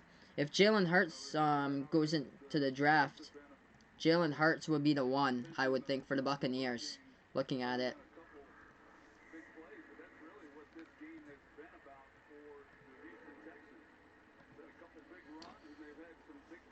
So I would say Jalen Hurts would most likely be the best fit there for Tampa Bay. I just don't see Justin Herbert going over to be the next quarterback for Tampa Bay. They go into the ace formation right now for the Colts as Brissett hands this one off to Williams. Up the middle, past the 35, gets the first down, keeps on moving the wheels past the 40 to the 41-yard line. Pick up right there on the carry, about 12, gets the first down. 20-17 as we have 11:50 and ticking down left to go in the fourth quarter in this stream tonight. They go back into the ace formation. Brissett hands it off, same run right up the middle, same exact play for a gain of 4. The Colts just running the ball all over the Texans, and they have no answers how to stop this tonight. 2nd and 6 on the field. Under 11.5 left to go.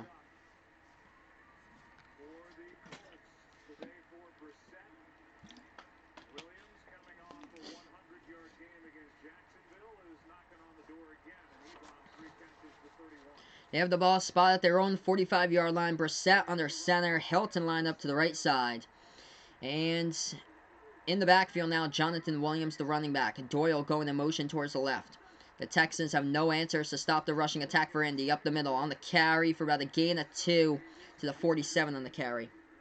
Yeah, that is one. So Chicago, I would think that would be a really good fit there to draft Justin Herbert as quarterback for the Chicago Bears. That would be a really good fit.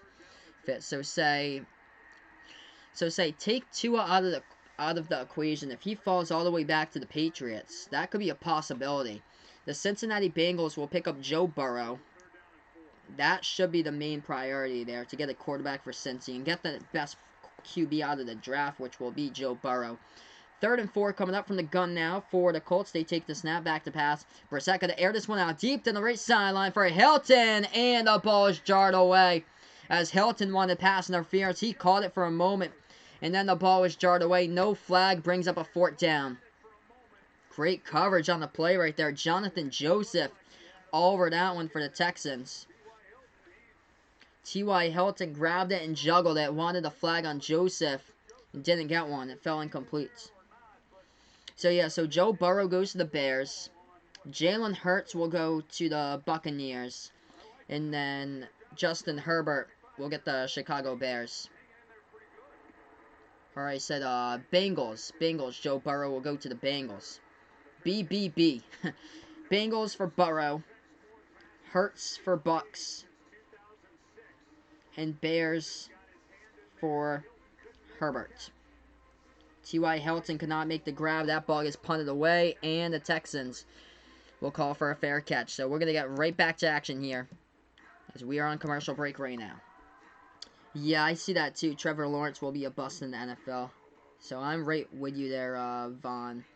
With him being a bust in the NFL. Still not sold on Trevor Lawrence just yet. I've seen a lot of bad passes out of him this season. Also, Jake Fromm will be probably up there or so in the NFL draft for Jake Fromm too.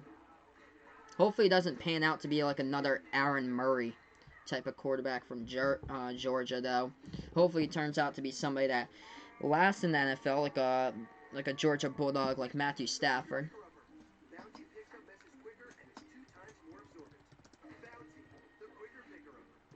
So yeah, right now, just on this commercial break, everyone, we're going to head right back over after this break here. That was a great defensive play, by the way, by Jonathan Joseph on T.Y. Hilton.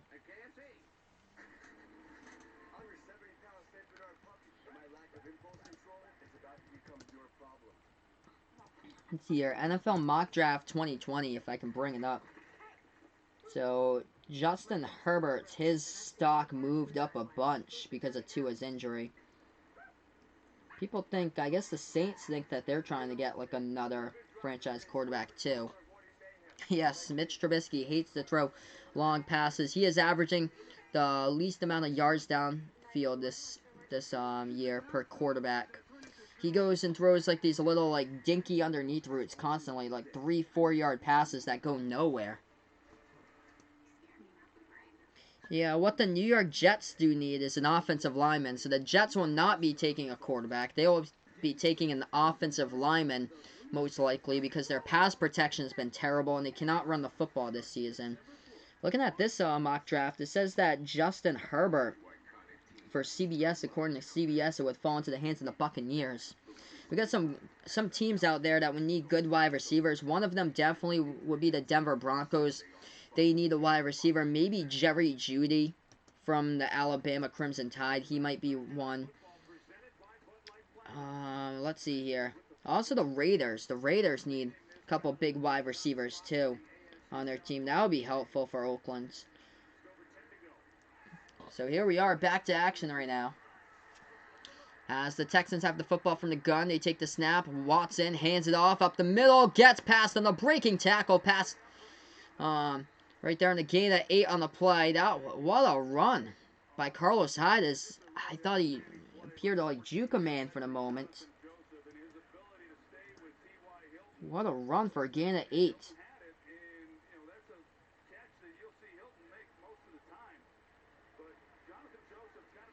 Second and 1 down, 9:40 left to go in the fourth quarter. They go into ace formation with Deshaun Watson, the quarterback.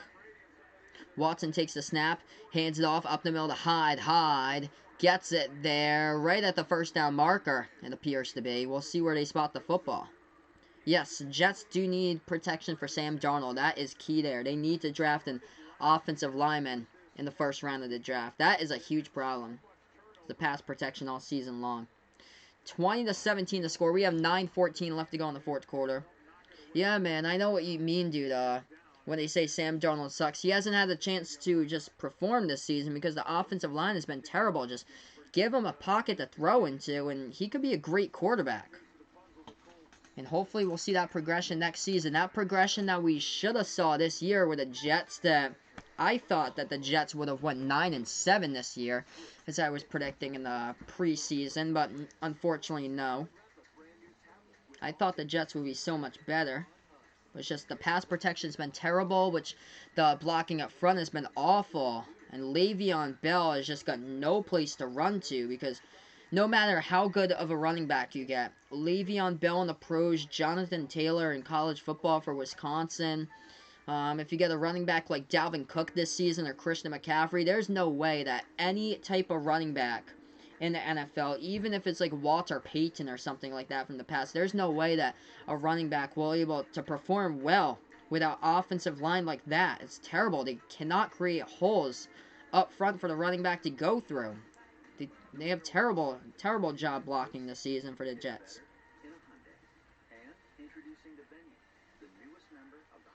It's just bad blocking up front. Like, I have faith that Sam Darnold can be a great quarterback once he gets good pass blockers up front and he has that clean pocket to pass the football into.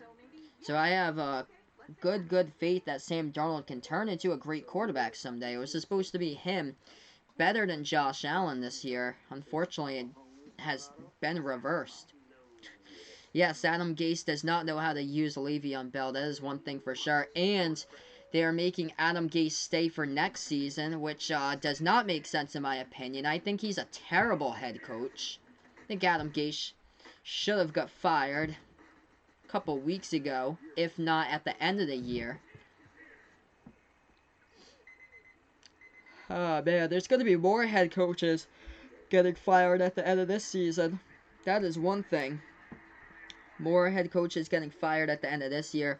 One of them needs to be Freddie Kitchens. That is inexcusable with the fight last week with Myles Garrett. He needs to be fired at the end of the season. That Browns team was supposed to finish 10-6, 11-5. I don't care if they win the rest of their games this year, because team discipline, that's what matters, and this team doesn't have it.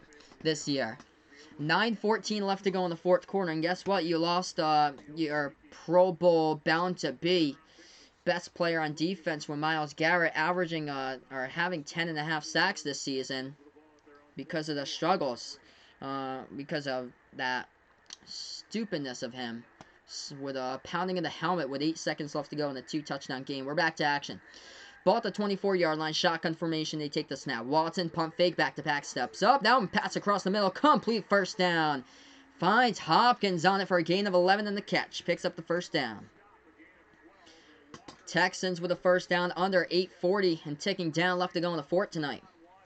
Yes, Ron Rivera, another one. I feel like the Panthers are right now in a complete collapse this season. I feel like Carolina is just dropping down and down and down, like they are collapsing.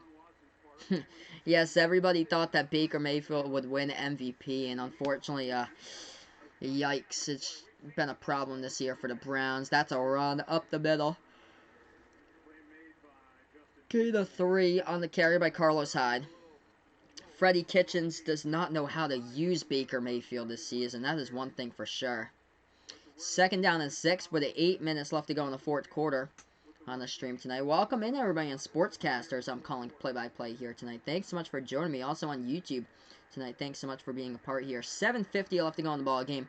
Texans going from the gun right now with Watson, the quarterback. He's got 3 wide to the left, 1 to the right. Takes the snap. Watson.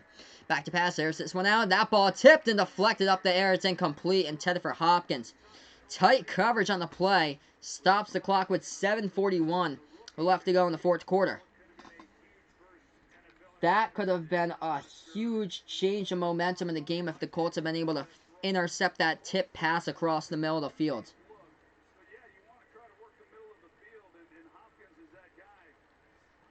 Yeah, Adam Gase, I'm with you there, Vaughn. He just does not know how to coach a team. It's embarrassing.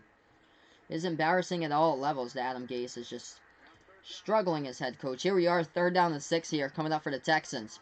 Ball spot at their own 40-yard line. Watson, empty backfield, going 5 wide right now for Houston. Takes the snap. Drops back to pass. Launches this one deep to the left sideline. In triple coverage. It is incomplete. Jordan Atkins was one of the players there down the left sideline. Watson took a shot, but he's able to get up on the field. 4th and 6 coming up. Big Daddy Dak lived in Cleveland his whole life, man. I feel for you, dude. I feel for you, dude. You guys haven't made the playoffs since I think like 2002. Oh man, the Cavaliers basketball team, that's another thing. Ever since you guys lost LeBron. Ouch, dude.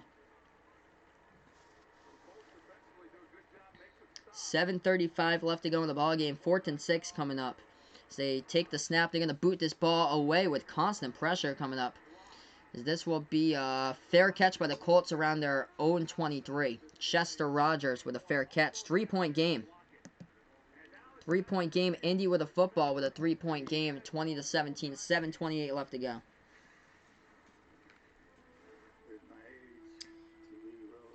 Yeah, Big Daddy Dak saying the team must have a division in the locker room. Weird team. It's too bad. Too bad this year with the Browns. Browns, just so many players that have so much hype. Jarvis Landry, OBJ. So much hype and just all the egos on the team and everything with Freddie Kitchens. Just terrible, terrible head coach with Freddie Kitchens. Needs to be fired at the end of this year. Oh, I bet so, Big Daddy Dak. I bet so with the Cleveland Browns. See, Adam Gase had one good year, Vaughn saying, with the Dolphins. Yep, and then it was a fluke of the season. Yeah, Miami did make it to the playoffs. I think that was 2017 with Matt Moore. He got killed as a quarterback in the wild card round against the Steelers. As that is a run up the middle on the play by Williams. Gain of about 1 or 2 in the carry. It's going to bring up a 2nd and long. Yeah, I agree with you there, Vaughn. Dolphins shouldn't have went to the playoffs that season. Same as that, what was it, Buffalo against Jacksonville in the wild card round. That was like one of the worst. We usually have like one terrible AFC playoff game in the wild card round each year. And yeah, it was 2 years ago, Buffalo versus Jacksonville, and the score was 10-3 the final. 2nd to 8 now, ace formation for the Colts. In the backfield's Williams, Brissett, play action, back to pass. As he steps up, pump fake, rolls out to his right. Brissett throws this one. It didn't go past the line of scrimmage as it fell incomplete. He was about to be brought down. We got a 3rd down and 8 coming up as the pressure was getting to Jacoby Brissett.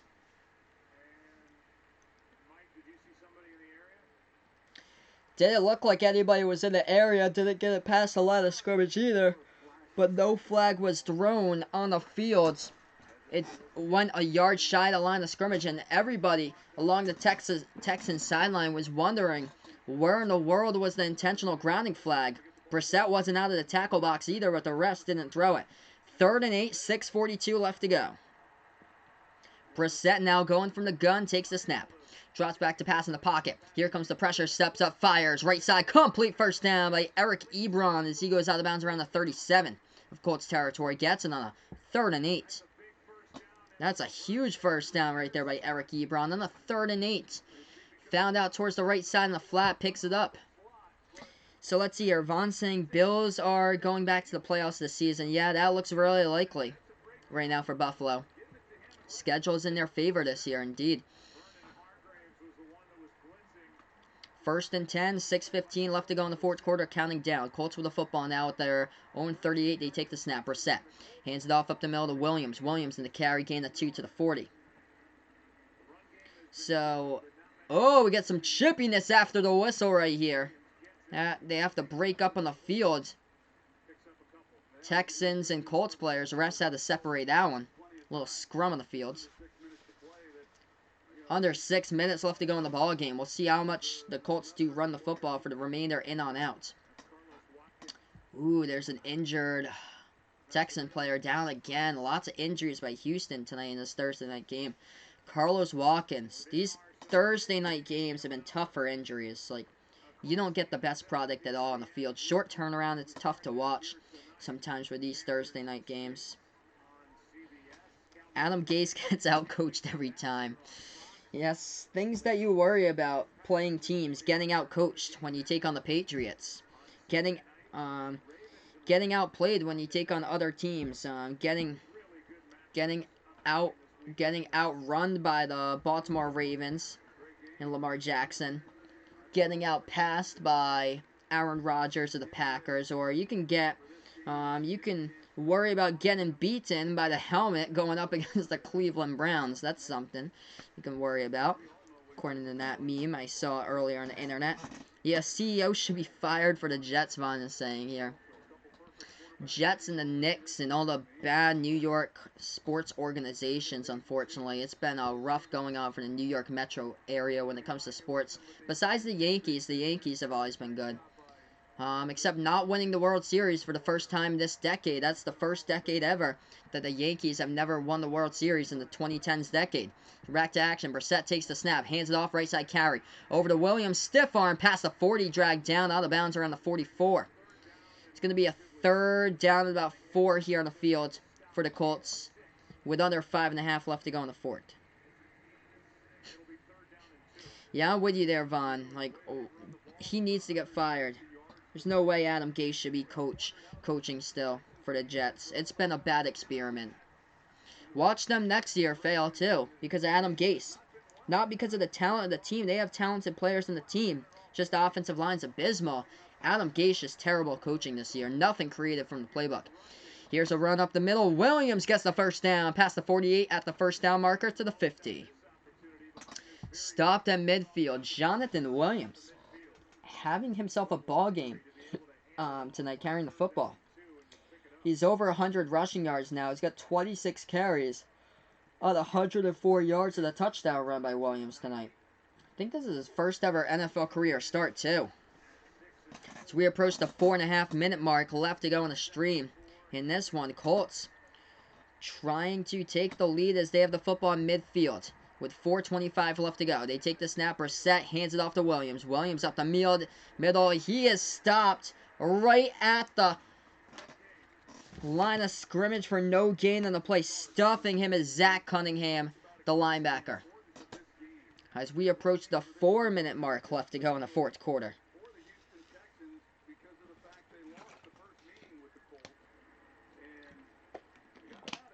Yankees have choked in the playoffs this entire decade. The 2010s. They can't get to the World Series, even though on some occasions they seem like they're the better team. Brissett takes the snap, left side counter over to Hines. Hines on the carry, past midfield to the 48 of Texans territory. Pick up a 2. It's going to bring up a 3rd down and 8. Big 3rd down here on the field. Big 3rd down for Indianapolis now with a 3rd and 8. Nyheim Hines checks off the sideline alongside Jack Doyle along the sideline right now. 3rd and 7. 3:20 left to go in the 4th quarter on a 3rd and 7 in this ball game right now. Brissett going from the shotgun formation. Got Jonathan Williams, the running back, lined up to the right side. 3 bunched up to the far right as far as wide receivers. 1 to the far left. Brissett takes the snap. Back to pass in the pocket. Brissett steps up, fires across the middle. Deflected up in the air, and it's incomplete on the play. That pass falls incomplete, and it's going to bring up a 4th and 7. Big stop for the Houston Texans defense, as Zach Pascal was the intended target across the middle of the field on double coverage, and the pass fell incomplete. Coming in with a pass breakup for the Houston Texans, number 39 to Sean Gibson, going in there for Houston to make the pass breakup. Indy will go for it. 4th and 7. They have all 3 timeouts remaining as well. 3 timeouts remaining for Houston. Indy will go for it. 4th and 7 as Brissett goes and tries to get the play call. 5 in the play clock, 4, and Brissett will take a timeout. Brissett will take a timeout. First charge timeout of the second half. That is a big one. That is a big timeout by Jacoby Brissett with 3 minutes even left to go in the ball game, and a 4th and 7 coming up. Jacoby Brissett tonight, only 129 passing yards, as the Colts have done basically an entire game rushing the football. Attempting 25 passes to 38 carries on the ground tonight by the Indianapolis Colts. 3 minutes left to go in the 4th quarter. The Colts trying to go for their first 4th down conversion of the game. This is their first one tonight. 4th and 7. 3 minutes even left to go in the ball game. Can the Texans pull it off and stop them defensively? 4th and 7 at the 47-yard line of Texans territory. They go from the gun here with Brissett, the quarterback. Williams lined up to the left side. 3 bunched up to the right. Ebron going in motion now. Lines up to the right side still. Doyle lined up to the left. Brissett takes the snap. Drops back to pass. Brissett in the pocket. Brissett flushed out to the right. Ball in his hands now for over 5 seconds. Brissett got a scramble as he takes it, and he stopped short of the first down marker. He did not get there. He was dragged down at the 41. He needed to get to the 40. What a stop on the play by the Houston Texans. Jacoby Brissett was down a yard short as he tried to take it on the quarterback keeper for the first down, and he couldn't get it there. Brennan Scarlett with a game-saving defensive tackle for the Texans, possibly. What a tackle by Scarlett on Jacoby Brissett. Brissett saw nothing there, so Brissett tucked it in and rushed for the football. But coming from behind, Scarlett wrapping around Brissett to make sure that he was stopped a yard shy of the first down marker. Bears scout team. Oh, man, it looks like they need the brain surgery there. Yeah, Bears scout team, I don't know what in the world they were doing. I'm going to change possession arrows right now. Texans, with the football, they're up by 3. They take the snap. Deshaun Watson going to keep it as he takes it for about a gain of 4 to the 45. Colts with 2 timeouts left to go, 2:40 left to go. Also, the 2-minute warning. How will the Orioles do next year, Vaughn is saying. I have no clue, like, what they got from, like, if they're going to get anything from free agency or make any trades in the offseason, but still I'm guessing that they're probably going to be pretty bad, like a 65 win season probably for Baltimore next year. I guess that it should be better for the Orioles, I would hope. 2:10 left to go in the 4th quarter, 1 play before the 2-minute warning now for the Houston Texans. Watson takes the snap, hands it off up the middle. This is a carry. The play by Carlos Hyde, gain at 2, brings up 3rd and 4. 3rd and 4 now in the fields. 3rd and 4 in the field as right now we're just on this commercial break, everybody. Welcome in over to the stream tonight as we're on Sportscaster. calling play-by-play of sports action here over on the channel. Will Kyle Trask be a good NFL quarterback? Yeah, I still believe that Kyle. I don't think he's that like great as a quarterback though. He got injured, I think, for Florida this year. I'm gonna say probably not for Kyle Trask.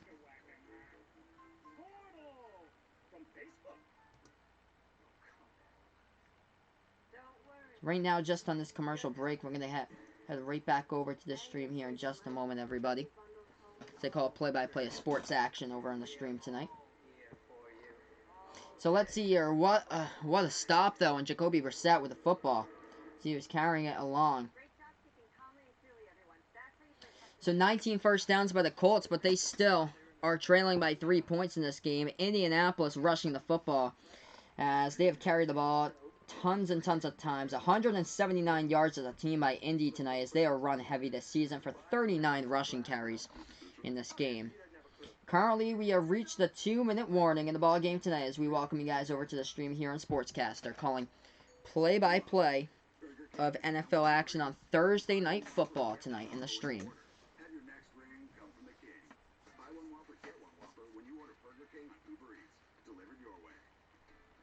So right now, just on this commercial break, we will have 2 minutes remaining. Just going to get you guys the down and time and yardage mark left to go in the ball game right now, as it looks like this. The ball will be spotted at the Houston 47 on a 3rd and 4 coming up for the Texans, with 2 minutes left to go when we get back from commercial break. Vaughn pointing out in the YouTube chat, Bears need to fire the scout. Yeah, scouting team just struggle with that pick with Mitch Trubisky. They should not have done that at all with the scouting team. Struggling that much with Mitch Trubisky. They should have picked either Watson or Mahomes, and they left him off the draft board to pick up, oh man, Mitch Trubisky. Alright, so here we are, 2 minutes left to go in the ball game, everyone, as I call play-by-play over on YouTube, over on Sportscaster tonight. Thank you so much for being a part of the stream. 3rd and 4 here, 2 minutes even left to go in the 4th quarter in the stream. This is a big 3rd down. Big stop for the Colts if they can get it. 2 timeouts remaining by Indy. If they cannot stop the Texans, well, this one most likely will look to appear to be game over. They go from the shotgun formation with Watson. Watson now from the gun right now in a 20-17 lead. They have the football at their own 47. Takes the snap. Watson. Back to pass. Airs this one out. Left side. That one is complete. 1st down. Guess who? Will Fuller. On the catch on a 3rd and 4. Nothing bigger than that on that 3rd down conversion. And it moves the chains for the Texans. Incredible game tonight by Will Fuller. Catching the football. He's been over 100 yards quite a while ago. Yes, Mitch Trubisky was drafted way too high there, Vaughn. Will Fuller, 7 catches tonight. In that one, nothing big than a chain mover on the 3rd and 4. 1:52 left to go in the 4th quarter. Will Fuller, 7 receptions for 140 yards. DeAndre Hopkins right behind him, 6 catches, 94 yards, 2 touchdown grabs tonight by DeAndre. This game looks to appear to be that it will be finished with only 1 timeout left to go by Indy in the 1st down. As that was the chain mover, this should be the ball game. Timeout called on the field here by the Colts with 1 remaining.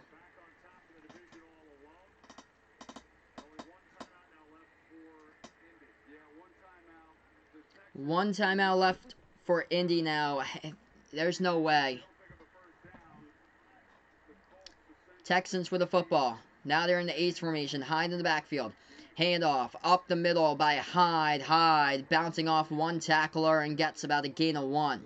2nd down on the carry. Stoppage of time at 1:47 left to go in the 4th quarter, as that is the last timeout taken of this game by the Colts. Colts take their last timeout with 1:47 remaining. Deshaun Watson's numbers tonight look like this for the Houston Texans. He is 19 for 29 passing the football, 298 passing yards, and 2 touchdowns, both to DeAndre Hopkins in this ballgame. Vaughn saying here, that's why the Giants fans were mad because they drafted a quarterback from Duke. Yeah, you were telling me on the Patriots stream on Sunday about Mr. Bad Dog. Yeah, I saw that draft video of Mr. Bad Dog. That was too funny. He's the man. That guy's the man. He has awesome play-by-play sports content there. All right, here we are. 2nd and 9 coming up. 1:48 left to go, and the Colts without any timeouts left. Ball security a must here for Houston as they will go quarterback keeper with Watson past the 40 to the 45, and Watson not enough for the first down. Oh, he might have lost the football. Did he? The Colts were pleading that he did lose the football. The ref saying that Watson was down. As this clock continues to run. Colts signaling that they have it. Wait, there's a scrum on the pile. Let's see here in the replay. Did Watson lose it? Oh, that football was punched out. Oh. Oh, man. Oh. We are inside 2 minutes, too. That football was punched out from the hands of Deshaun Watson on the carry. So I just jinxed him there right before I announced that play. It was like ball security is a must for Houston. Oh, my goodness. You don't want to be another Jeremy Hill. Okay, so the refs say that is Houston's ball. Houston tried to get off a play, and we have a challenge on the field. Oh, no. Timeout taken by Houston. Timeout taken here by Houston. 48 seconds remaining. Houston takes a timeout while Frank Reich over there is talking to the referees about the last play. Frank Reich is pleading his case that that ball was coughed up by Watson and recovered on the play by Indy, but nothing about a challenge yet. 50 seconds left to go in this game. Will a team draft a quarterback from UConn? I would say never there, Vaughn. I would say never. 3rd and 3 coming up.